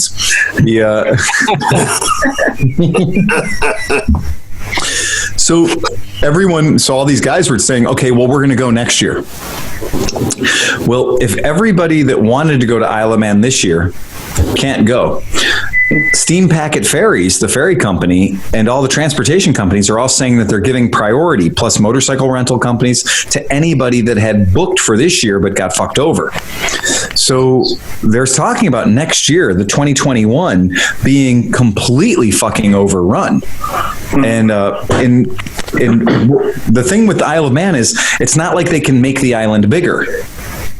You're kind of limited by space. There's 37 miles of racetrack you can line up on, but the grandstands are only so big. The food vendors, the restaurants, will tell you it ain't like you're going there and there's like, oh, there's food everywhere. You got to kind of look around a little bit because downtown gets crowded real fast, even on a shitty rainy week like we were there. Oscar and I had to get some pretty low-hanging fruit to, we found a restaurant, God, that fucking hamburger place that was like, USA 1957 Hamburger Johnny's, it was like, it was the British doing the world's worst ever example of like Johnny Rockets, Rockabilly Slims, hamburger joint. Right. Yeah. But like that was a day that we went out looking for food, and that was what we ended up on because we went to like 22 restaurants and they were all packed. You couldn't get close to any of them. And that was on a year when half of the people that had tickets didn't show up because of the rain. So imagine if it's 2 years worth of people all showing up at the same fucking time. So it could be a tough thing going to Isle of Man for 2021. Well, in that case, I'm not going. Well, it's also Moto Guzzi's 100th anniversary, so that's going to be a fucking. And I got one of those. Yeah, well, so next year's the 100th anniversary of Moto Guzzi, which when Renee and I were there, people were already talking about what a big crazy deal it was going to be. They shut down the whole fucking city of Mandela de Lorio. People sleep on the sidewalks and people sleep in people's driveways for a normal Moto Guzzi rally in Mandela de Lorio. The 100th anniversary is going to be insane. So, it's going to be a very weird year for motorcycle events. Can you imagine being a dude who like fundraised for like 3 years and practiced and got his bike in order, and he's a privateer that's going to tackle TT, and they're like, no, it's canceled this year. It's canceled. Right. Well, that was the point the guy brought up. If you watch the interview or you go to the Isle of Man newspaper, that's one of the things they said is it takes 3 years to even get your foot in the fucking door, right? Mm-hmm. And so if they said that right now, if they said, yes, it's on and we're going to do it, it would be impossible because the amount of time it takes logistics to get the race teams there and to make everything happen. So they were like, no, we've got to just continue and just say it's not going to fucking happen because at this point it's too late for people to get ready and get geared up and attend the event. Right. So it's a big fucking deal. So people live, I know it's just a motorcycle race and I know AMA Vintage Days is just a swap meet, but for a lot of people, AMA Vintage Days is the 1 year that they get to participate in, hare scrambles, TT, off-road riding. Like I know a lot of people who ride 7 or 8 races. What's that? Nipple piercing. Now that was not a sanctioned event, but that was part of the pit bike racing. But here's the thing. So Mid-Ohio saves me about $22,000 a year. And you ask how? Because I don't have to go to therapy for 11.5 months of the year because I go to Mid-Ohio for 4 days. And that clears me for my whole year. So now this year, I'm like, okay. So either I end up with a dead family or now I got to find a therapist because there's no Mid-Ohio. Right. Yeah, so I can do it for $6,000. All I can say is if all this shit doesn't happen and this is a bad year, next year I'm going all out on everything. You know what I mean? It's like I want to be down there Wednesday night and I'm staying till Monday morning and fuck it, I'm taking everything down there and whatever, I'm just whatever. Yeah, seriously, we'll all be the guys that they're like, you need to leave. Seriously. Like we're going to call the cops. You need to leave. The event hasn't started yet, sir, but you already have to leave. You think that the swapping is going to have a lot more bikes? Yeah. Because of this? Well, think about all the guys that last year or this year? Think about all the collectors collectors that died of COVID. So there's going to be a lot of bikes. Ooh. It is the majority of people down there are extremely high risk COVID people. Yeah. When you see the guy in the Cub Cadet tractor with no cutting deck underneath, pulling behind him the Cub Cadet tractor trailer with his even fatter twin brother behind him, those guys are not going to survive a fast moving respiratory disease like COVID. I've been wanting a new job, and I think I just found it. After this, A fast-moving respiratory disease. you can put ads out saying, "Did your husband have a large collection of motorcycles and just die? Don't get ripped off." Impersonator.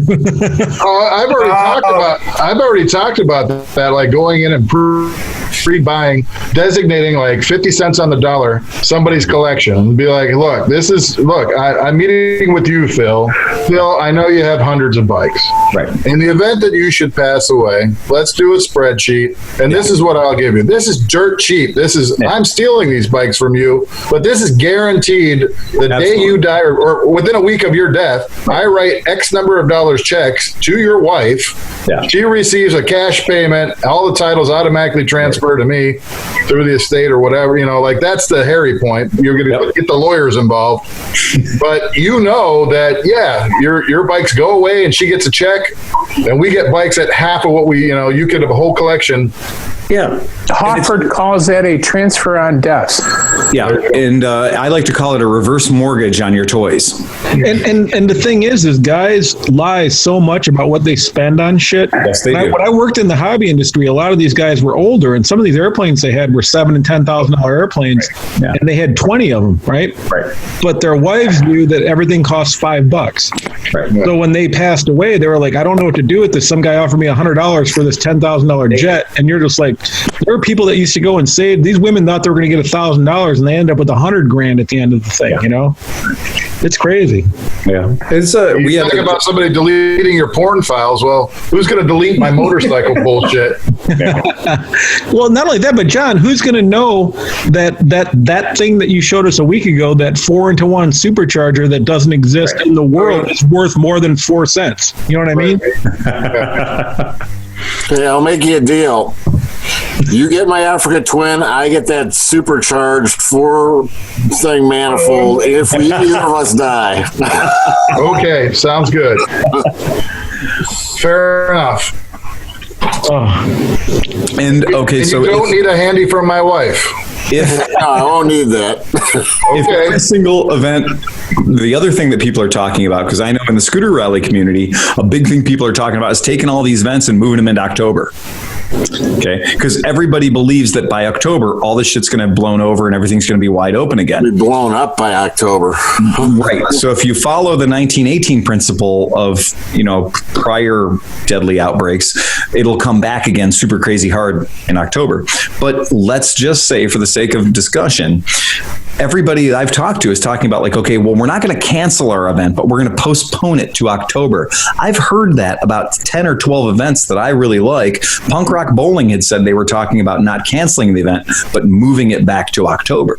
Right. Right. How about we'll see. There's only 4 fucking weekends in October, 5 on the best of October, right? And I saw somebody the other day was like, look, stay home, be safe, don't violate the stay-at-home order because we have to protect Halloween. Wow. And Halloween, there's a big one. Dude, I fucking agree with that because Halloween is my fucking holiday. You can burn Christmas to the ground, but leave Halloween intact, Peter Bizarre. Peter Bizarre. Yeah, that's it. I'm wearing the shirt right now. I mean, literally wearing the shirt right now, wearing the Dirty Devils. I mean, if you can't go to the events, but what you can do is you can get ready for 2021. So this is the year where bring out your dead, get all your bikes running, spend lots of time in the garage, don't do anything, just get your shit in order. So in 2021, you're ready to fucking rock and roll. Mac is straight on, man. That's exactly what you got to do. And that's so in 2021, you can clean your carbs again. You can do it all again. 2021 is like, what's your fucking excuse? You had a year to figure this this out? You know? How could your shit still be fucked up? You had a year. You had 1 year of uninterrupted garage time. If you didn't figure your shit out, fuck you. You know? Yeah. And that's really, I mean, I know John's McElfresh is working every single day. Yeah. Right? Renee and I are working every single day. I mean, and it's not like half days. I mean, you guys, Chris is absolutely working every day. I'm going in. I'm right around the sicky patients. Right. So the words mandatory overtime were spoken today because they walked a guy out of our shop. The guy I didn't get along with until all this bullshit went down, and then we kind of buried the hatchet, and we were talking and stuff like that because we kind of united against our fucking slave masters.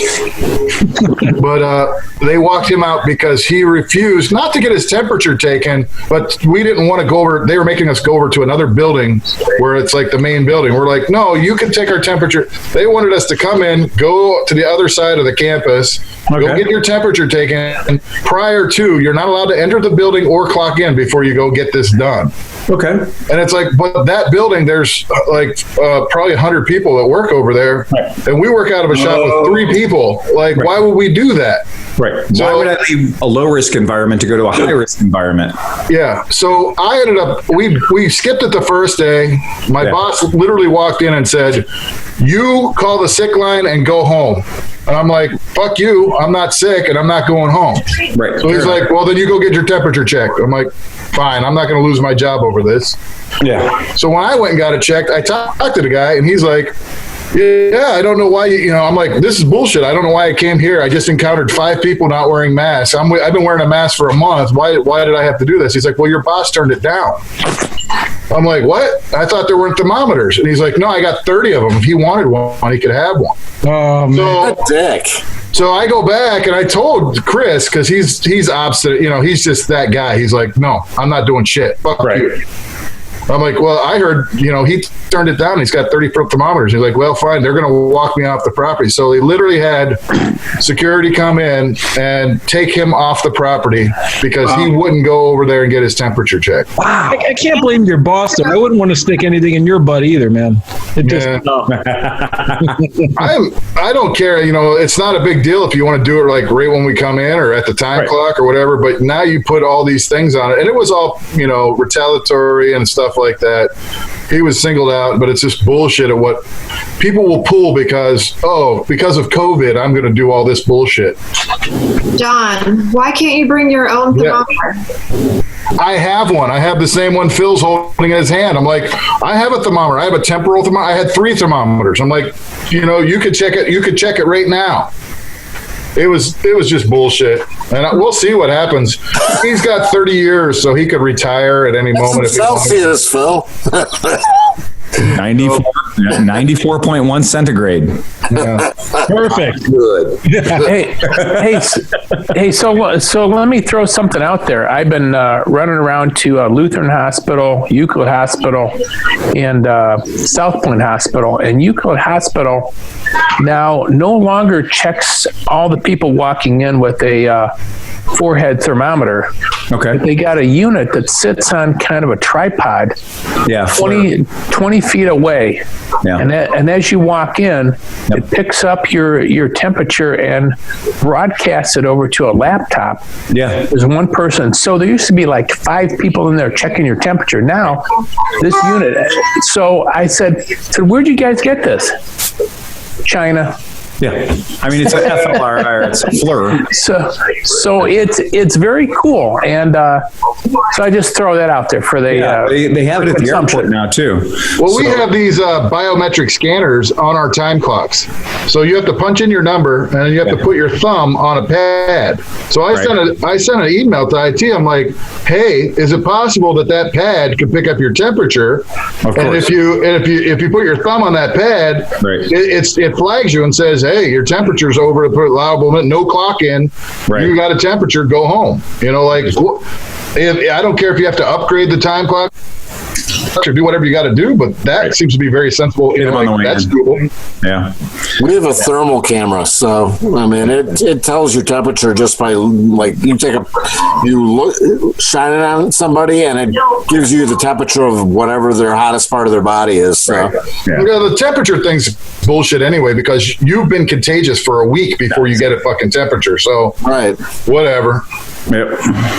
Yeah, we're just the ideas. I think just to make you feel better. I think, well, and a big part of it is we're trying to keep our circle really small. So at the shop, our whole thing with the store is that we're saying, I don't want anybody coming in here who's not masked, period. We have we're not joking. We tell like the hand sanitizer, that's on us, but you got to bring your own mask. And, we had a guy come in today that came in and I was like, no, dude, seriously, back up, turn around, go. He snuck in through the service department and we're like, turn around and go. You got to back off. You got to go away. And he was like pulling his shirt over. I was like, no, you got to go, man. My wife and I have social distanced ourselves away from as many people as we can so that we can keep our contact patch real tiny, like super small, because that is what, in my opinion, we should be worried about. I've been talking about masks for 3 fucking months and everyone was like, no, you're being a little crazy. But man, I'm in the military. I was in the military. Masks are really a big deal with military guys. And that idea is that you're just limiting the movement of something between two humans. And in the military, they were stressing masks to us in the 80s and the 90s. It was always a big deal. So I kind of have that in the brain. So it does bother me when I see somebody who's not masked up getting into a target-rich environment. So that's what pissed me off about the whole thing. I'm sitting here trying not to go to the grocery store, trying not to go anywhere. And when I do, I have to fucking mask up and everything. Yeah. And now you want to make me go over here where I'm going to encounter all these fucktards. I'm literally, I go get my temperature checked and there's a guy standing right here bullshitting with the guy standing behind plexiglass with a mask. And he's got no mask or nothing. It's like, you don't get it. Yeah. You don't fucking get it. The better my mask is, the shittier your mask can be. So if I've got a really good mask, you can have a really shitty mask. Yeah. And police, fire, EMS, all those guys, fucking macho bullshit. I don't need it. You know what I mean? It's like you get two coppers. They can't ride in the same car together, so they have separate cars. Right. They walk in our fucking shop and they start making out. They walk up on me and they stand beside each other. I'm like, what the fuck are you doing? Well, and on top of the mask and all the shit that I see, like when I go, like if you have to go shopping or do something or whatever, it's like people don't get the fact that like there's a couple of videos now that these ladies posted. There are a couple nurses where like they put green paint on their gloves, and they try to do normal operations and like they forget and they answer their cell phone. They do this and that. And before you know it, they're covered in fucking green paint, right? Right. So even more than the masks are these people that are in stores fucking manhandling everything and touching things and picking up a fucking milk jug and looking at it and going like, I don't want this one. I want that one. It's like, you fucktard, take what you're going to take and don't touch everything else that everybody else is going to take. It's stupid. Oh, our shop smells like a bowling alley half the time from the amount of disinfectant spray that we're using, spraying down everything after people touch it. I'm running around with a Lysol can and I'm just like hitting everything anybody might have touched. And I'm like, what? Renee's watching these guys like a hawk to see which helmets they touch and shit. Because then when they leave, it's like a full fucking nuclear, biological, chemical cleanup site. And here's an important thing. So the Lysol cans and everything, right? Yeah. Like they're great for killing germs, but they're also deadly and fucking toxic. So if you use that shit too much and you have it on your, not so much to humans, like we can take quite a bit, but say like you hose down something and you go home to your cat or your bird or your dog or whatever, that shit can kill a cat and a dog pretty quickly, man. It's not healthy for them at all. That's a bonus if you can kill your cat or dog. Chris, Renee's been spraying her bird direct. Yeah. I've been spraying her bird every now and then too.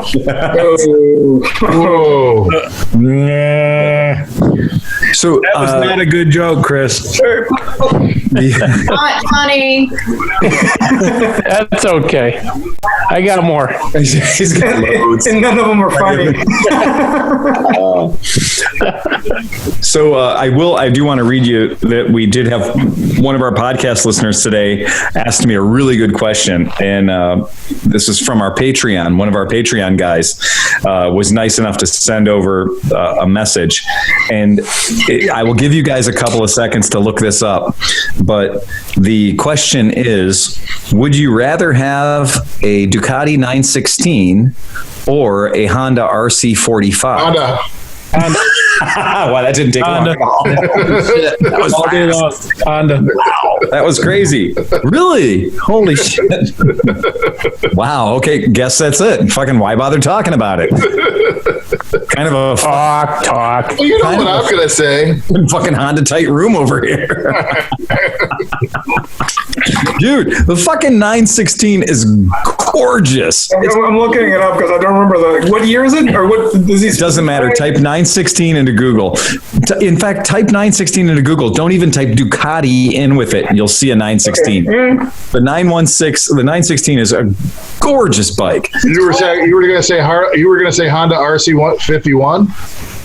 No, no, it's not. I want to do the RC45. Oh, dude, that's the one I like. Actually, it was exactly what the podcast listener was asking about, is the RC45 versus the 916. And it's a really good question because those are two bikes that are fucking perfectly they are the best of each of their fields. And the RC45 is, of course, an Interceptor, but it's an Interceptor in 100% racetrack trim. It's a 750 Interceptor that should only ever be used for racing on a track. There's nothing about it that's for civilian use. And then the 916 is the 916. It's got the really narrow eyes. It's got the really flat front end. It's really pretty. If somebody wants to pull it up and throw a picture up on the thing, I'm mad. So the 916, that's the RC45. Yeah, good, because the forks fucking suck. You see how they oh my god. I got the. Oh man. Oh, that is the smallest. Oh my god, that's an ocean of red. That is all the Ducatis. But yeah, so yeah, the 916 is just fucking gorgeous. Yeah. Single-sided swing arm, of course. I mean, both of these bikes are bikes with single-sided swing arms. Both of these bikes are both the best in their fucking game. I'll give you this: the Ducati looks a lot cooler. Yeah, the Ducati does look a lot cooler. The Ducati, my back hurts looking at it. My wrist hurts. My gut doesn't fit on that seat or that gas tank. Oh, the gas tank, geez. The gas tank goes right into your fucking core of your body. Yeah. It's a really, really tough bike. But I just think it's gorgeous. I think that the one that you had, the one that had the crazy tank. Yeah, the if SS. It had that style of headset, I would have taken in a heartbeat. Oh yeah, absolutely. Because it had the bigger one, but that's the one that I. Now pull up. Now Oscar, just go ahead and use the same window and just pull up an RC45, Honda RC45, just so we can share the image. So our Honda RC45, which is rare. I mean, it's a race bike, so just pull that up. They're beautiful, so good. Different way. They've got the double round headlights. They're really, really cool bikes. And if you take a look, they have the same single-sided swing arm. They're fucking great. And it is one of those ones that was it's just a very tough comparison because I love Interceptors so much. I love the V4 motor. And I love the V4 motor as long as I'm not the person who has to work on it. And as long as I don't have to work on it, I love the RC45. And that's the Ducati exhaust looks way better though. The Ducati exhaust does look way better. Yeah, there's the traditional one, the white one, the white wheels there. That's the one that I think of, the 1989. That's an RC30 in the picture. Yeah. So Yeah. Are those gear-driven cams? Yeah, they are gear-driven cams. They sound like fighter jets. They are fantastic. That's the RVF. There it is. So yeah, it's a V4 sport bike. It's a V4 racing bike, and they're just magical. They had the upside down forks back in 1994. They were way ahead of the game, and so yeah, it's a tough one. But it was a podcast listener who came up with the question, and I got to say, it's a really, really good question because they're getting to the point now where that's considered to be old technology. Remember, these are 25-year-old bikes. Yeah. And that's crazy. Make the headlights uglier on this? Yeah. I mean, for sure looks, from my point of view, the Ducati takes it. Yeah. But for the specs and for what the motor and the lifespan of the bikes, how long they last and stuff, obviously the Honda's going to be more of a tank. And is there any proven like track record? You know, like which one of apples to apples? These bikes, did they ever race against each other?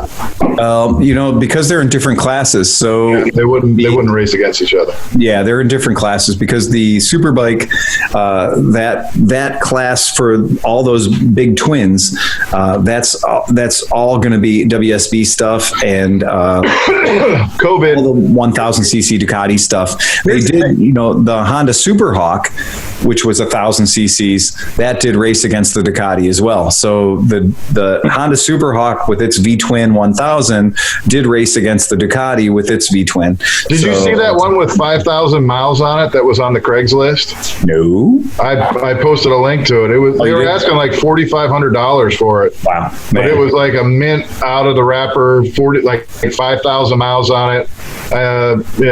Blue. It was the blue one. Yeah. This is the 916 has the ECU right above the back. Yeah.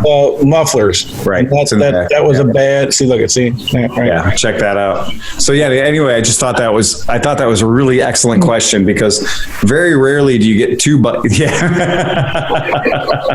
Very rarely do you get two bikes that are so. I mean, people are polarized about it. Clearly, our podcast. Look how cheap the valving is on a Ducati. Look at that. That is pathetic, man. You do a wheelie, you could just straight up die on that bike. Yeah, that's just not working for me. That's cool. So is anybody? I need to get working on my Superhawk project. Yeah, you do. It hasn't been coming along real well. You've been slacking on that one. You know what? You know what threw me off, Phil? That I remember that headset for the Ducati, and I thought it was a 998, and it does have the same one, but I didn't know they made a 916, so I was like, maybe there was something different. Was that so? That was an older one, right? Yeah. Okay, that's all. 916 was before the 998 and the 996. Okay, so that's why I was like, totally didn't even know it existed. So that's a kit, John? Yeah, I got the motor in the frame. Holy crap! Do you have to paint it, or is it already? It's red plastic and then like chromed plastic and stuff. Do you ever watch? You ever like get lost in a YouTube a rabbit hole and come across some dudes that do professional modeling or something, and they build like the most ridiculous like motorcycle model, but they document the whole thing. It's really like if you just want to waste time on a night and kind of be a really good. Like there isn't a lot of things to waste. Oh, nice. Yeah, I put the rubber on. There's an Africa Twin. Of course, you have to. There's an Africa Twin one that has like 1 million parts, and the reason it's 1 million parts is that the spokes are all metal, and you have to put them in. And the chain, you have to connect all the links of the chain on it. It's a 1/6 scale Tamiya model. Insane. Yeah, this one just has a whole chain thing. So I bought one a really long time as a kid, and it's not that common, but it's like one of those for building for a Vespa, but it's in the I still have it in the box back in Mexico in my house, but it's one of those really old rare Vespa builder kits from the 60s, I guess, or 70s. Never opened it, but yeah. So Oscar, cool. So living in Mexico, are there different kind of like? Have you noticed different when you did live in Mexico? Were there different model builders and or model companies and stuff that were available compared to here? No, it's pretty well. Actually, yeah, there are some that tend to be more. Not more, but you have a little variety. Sweet. You were working on your project. You built your whole bike. I'm going to need your hand. No, but I think he's talking about actual, like what? Oh, that's cool. Yeah. Nice. When did you build that, Phil? What's that? When did you build that? I didn't build this. This came to me just like this. Nice. And I'm telling you, I feel terrible right now because I don't remember at the moment who gave it to me. But somebody gave it to me, and I've had these in the box like John had, and I've had them, but I've just never built them. It's the exact one he's got. So that's the before, and this is the after. Oh wow! And yeah, so that's the before, and that's the after of that particular model. And I'm going to turn off my green screen real quick. And Renee, do you remember who dropped this off? Because they dropped it off when we were at the Lakewood store. And no, I don't remember. Yeah, I don't either. And that's too bad because God, that's so weird. But Hoffert. Who buys a model of that thing? Steve Hoffert, that's who.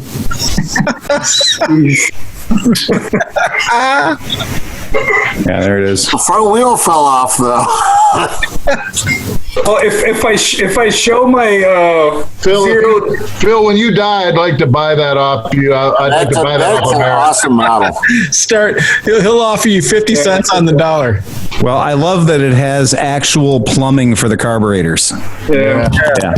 So it's really, really good. It's a pretty nice. That looks like it maybe got updone a little bit too. You know what I mean? Like maybe he added some little extra touches. It might have been. Yeah, it's pretty baller.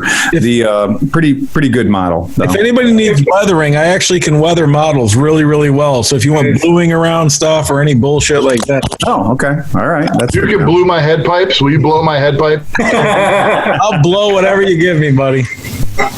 Yeah, if I show my bike that I have, it's a zero, but Phil's gonna give me shit because it has a paint job for anime girls and stuff. So. Yeah, I love that it's got the Honda badge. Yeah, there's the correct Honda badge on it. That's pretty rad. Yeah. And it's even got the, if you get real close, you can see that it even has the correct fuel lines on it, and the fuel tap is correct. Spark plugs, everything. It's pretty. Yeah, it's a pretty fantastic model. It does not have the long extended oil filler neck though. Oh yeah. Oh, I know which one. Yeah. That's on the Scramblers. It's on the Scramblers, right? Oh, yeah, Nick has it. Yeah. Nick's bike has it. It comes out of the Nick's bike has it. Yeah. It's likely that somebody pulled that off a Scrambler and put it on. I was going to say Nick's bike has it because Nick's bike motor used to be my bike's motor. The motor that's in Nick's bike was lightly blown up by Chris. And Hey. Well, it smithed on us. It smithed on us last week. We spent an hour and 15 minutes staring at young girls walking up and down the street in Kent as Nick it was no longer charging and wouldn't charge the battery and run anymore. Oh no! I felt like I took a little shit. I personally took some shit. I gave myself shit, but the bike didn't burn up the way I had it going. That's right. That's totally true. The best part, though, is set up. It never caught on fire ever. No, and the best part is Nick had 3 guys ride with them that had trailers and said, "Just let us know if you need a trailer." Right. Then he broke down and the cell phone died, and he still had to push it 7 miles home. Yeah, but he's young, so fuck it. Yeah, right. That's it. All I can say is that's 7 miles that made him a wiser man. That's it. And he learned that lesson, and when he dumped the Vespa, he learned that he always needs to have his fucking hand on the clutch. Always. Yes. Safety. Always have your hand on the clutch. Always have your hand on the finger. clutch. One finger is all it takes to get out there, man. Always keep it there. Always. It is one of those things that it's a life lesson. The only way you can learn it is by blowing up a motor. The only way you can learn it is by skidding the back tire for 150 feet and wondering what the hell I'm going to do when I slow down to the point where I can bail. I've done that a bunch of times. Yep. It's so bad. Fucking terrible. That happened to be on the CT90 that I worked on. I rebuilt it and everything. It obviously wasn't breathing properly. At about 40 mile an hour, there's no clutch because it's an auto clutch. Right. So I'm like, normally I like to cover the clutch, but it was like, I was in a bend down in the Metro Parks at 40 mile an hour, and it just went. But I rode it right into the side. I rode it off to the side of the road, and then Yeah, that is the fucking scary experience right there. What the hell is Steve doing? What the fuck? All right, I muted him. He's muted. What Jesus Christ, Steve. You're blurry. You're fucking making noise. A fucking hot mess, man. Grumpy fucking sore guy. We can't hear you. Get your shit straight. We'll turn you back on. Yeah. Muted him. There you go. Hey, you're the one that fell asleep last time, motherfucker. What are you talking about? You fucking passed out. Unmute me. I did. All right. So here's an important point of order. It's easy for you to say. Point of order? Yeah, important. Exactly. So I am 49 years old tomorrow, and I'm riding tomorrow morning. Who's going? I'm going. All right. It's a small displacement, though. Okay. I don't have a unit like that. Well, you ride slow anyway, so you'll be fine. I got the big heavy displacement. The only thing I can see from Chris are a couple of feet. Chris's green screen is literally just his feet or somebody's feet. Yeah. Sorry, I'm doing Sudoku. Chris, I thought you were towing a AAA battery. He's playing dead. Jeez. Bring out your dead. Ride my monkey tomorrow, Chris. Get comfortable. All right, Steve, I'll come over and ride your monkey, man. Don't be such a bitch. All right. What time are we riding? We getting up early? 10? 6:15 a.m. Okay. I'll be there. No, you will not, you piece of shit. I have to put 500 break-in miles on a motorcycle tomorrow. That's the goal. Yeah, you don't get out of bed until 11. You're like Kromke. If you're still riding at 6, I would love to join you. But if you're not riding at 6, I hope y'all get arrested. Hey, I'll do it. Man. I can get up. No, 6 p.m. Yeah.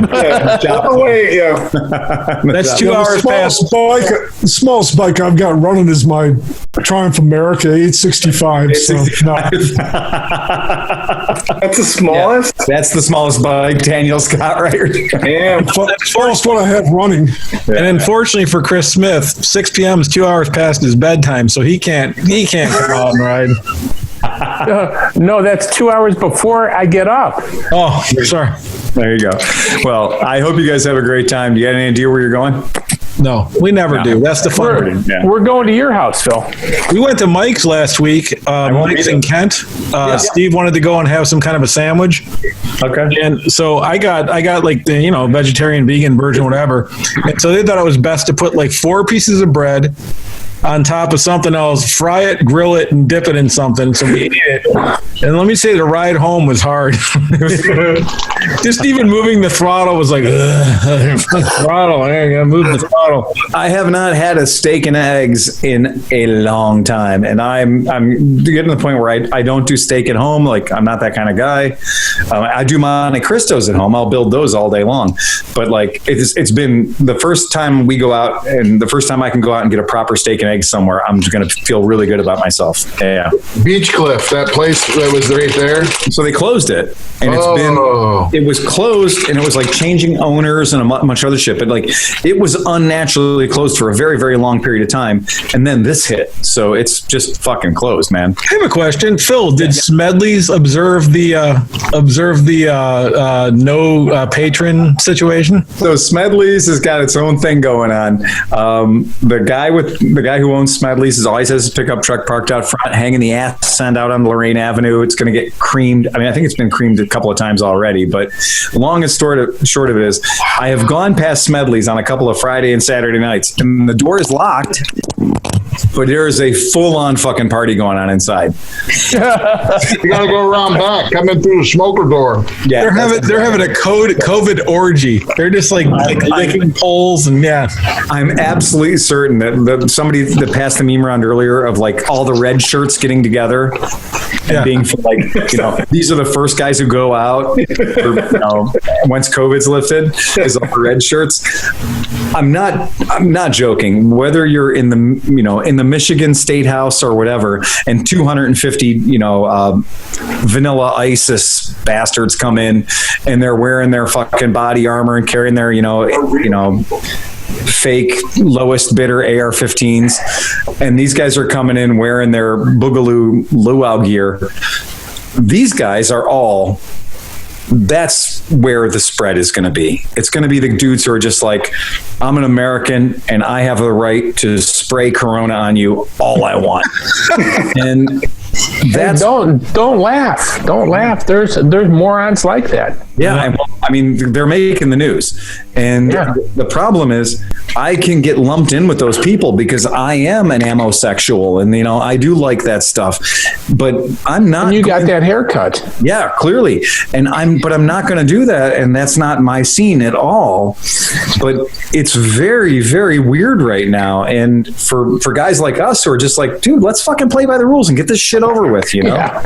And I saw the picture of the guy standing outside the governor's office with their fucking ARs and everything, and I'm like, there's something wrong with this picture. This is staged. I mean, like, you don't go down. You couldn't walk down into city. I mean, like, first of all, somebody needs to get fired because when armed guys show up to the fucking Capitol, they shouldn't be allowed to walk in the fucking Capitol. That's a fucking huge breach of security. Like, I can't go in the courthouse in Cleveland with a fucking penknife. Right. So I don't know if this was staged or they were invited or whatever. You know what I mean? Like, there's a spin on it, and I don't know. Yeah. You know what? Some of those guys are so weird. Like, I don't hate guns. I like guns. I'd have another one when I get a chance, whatever. But these dudes that show up, they have handcuffs and they look like cops that didn't get the job, and now they're mad about it. And I got to tell you something. The distance between wannabe and doing the job for 20 years, that's the biggest difference in the world. I rank those guys up with guys that have like edged weapons and lizards. If you've got edged weapons and lizards, you're a fucking problem, and don't ever come near any person I love. Or parrots. If you got parrots. If you got parrots. Exotic birds, totally safe. Did you say ferrets? Exotic birds. Renee had a guy come into the shop the other day, wanted to come in and get her little shower bird perch that she'd put up to get rid of. And this dude came in off of Craigslist. This guy was harmless, but he needed a friend, and he needed a friend bad. And when he came in to get Renee's little, like, did you donate that or did you sell that? Oh, I gave it away for free. You gave it away for free? Yeah. Just to get rid of the guy? No, it was free on Craigslist. To be honest, it was probably a safe bet because he probably hasn't seen another human in like a year anyway. So, Oh, he wanted to talk about birds and ask me what kind I had, and I don't know. he's got a bearded dragon in his pocket, just chilling. The funny thing was when he asked Renee what kind of bird she had, and she literally looked him in the face and said, I don't know. You should have said, like, I don't have it anymore. That's why I'm giving it away. And then just. I didn't think of that. Yeah. I don't know. He was going to try to strike up a conversation. I just wanted to give him the item and, move on with my day. We weren't expecting it, right? Yeah. Dude, that would be you got. I don't know. That would be the best like Facebook group ever. AR-15 snakes, reptiles, and weird bird addicts. Yeah. Tropical birds and AR-15s. Yeah. That's what we do. Occasional lizard. Tropical birds and AR-15s. That's it. They make one calendar per year. It's 12 months of dudes and chicks with tropical birds and AR-15s, and it sells out. Yeah. That's their whole jam. 12 copies they make sell out like really fast. Right. There's like a toucan. It's like a toucan. He's wearing body armor. He's got a cute little AR-15. He's adorable. Yeah. That's it.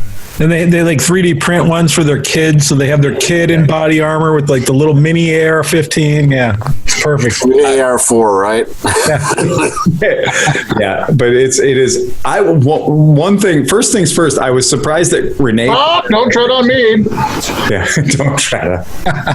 Don't turn on me. No step on snake.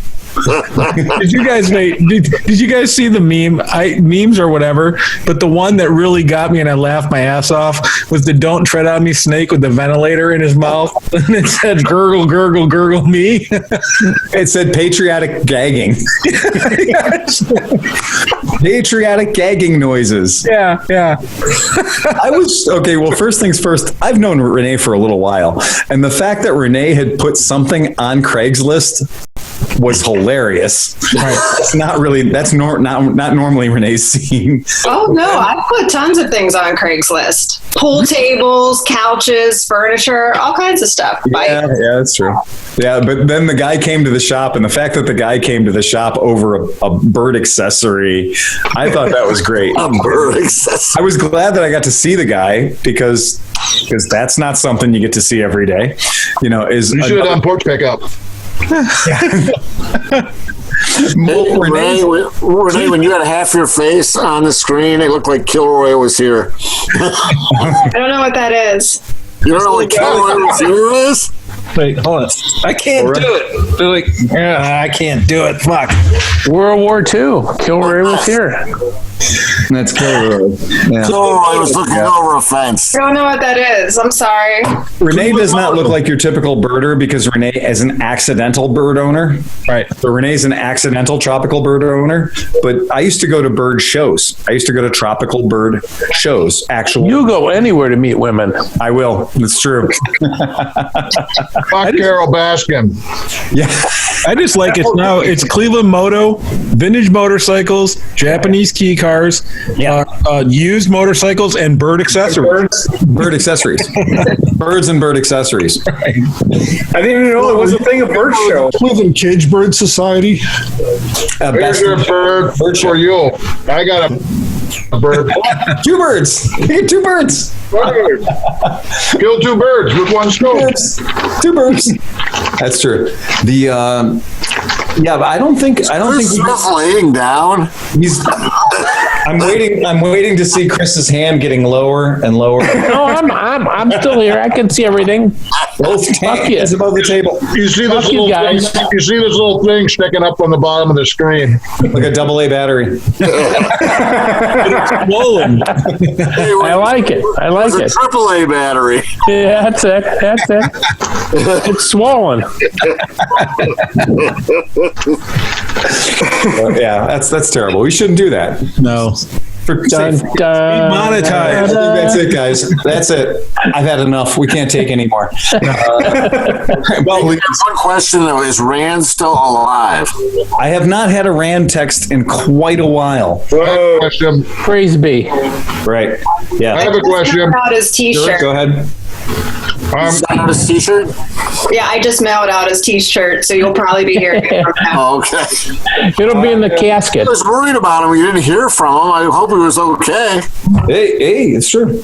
Have we been getting any bottles or anything? Are you stockpiling so whenever we do get back together, we can drink our faces off? We did. So, Dan. Drink our faces off.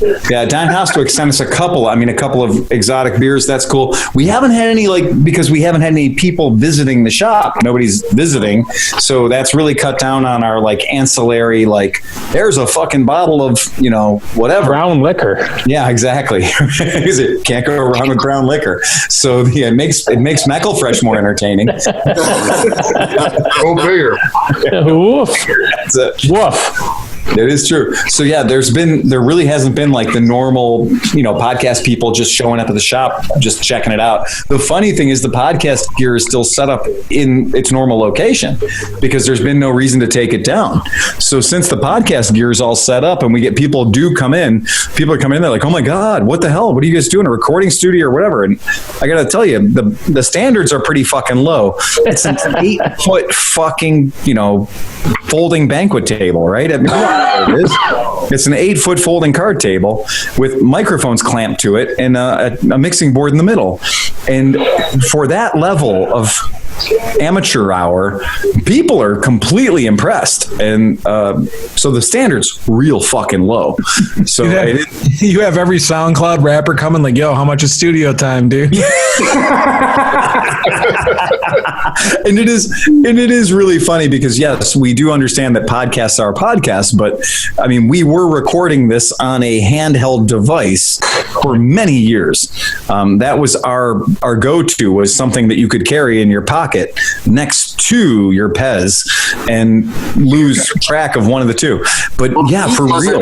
Heat was a good thing too, because it used to be at -11. Yes, that was exactly it. So it was very hard to run long when you couldn't feel your face. So yeah, that was a good thing. So if nobody else got anything else, I'm going to say, Johnny Mac, play us out of here, man. Press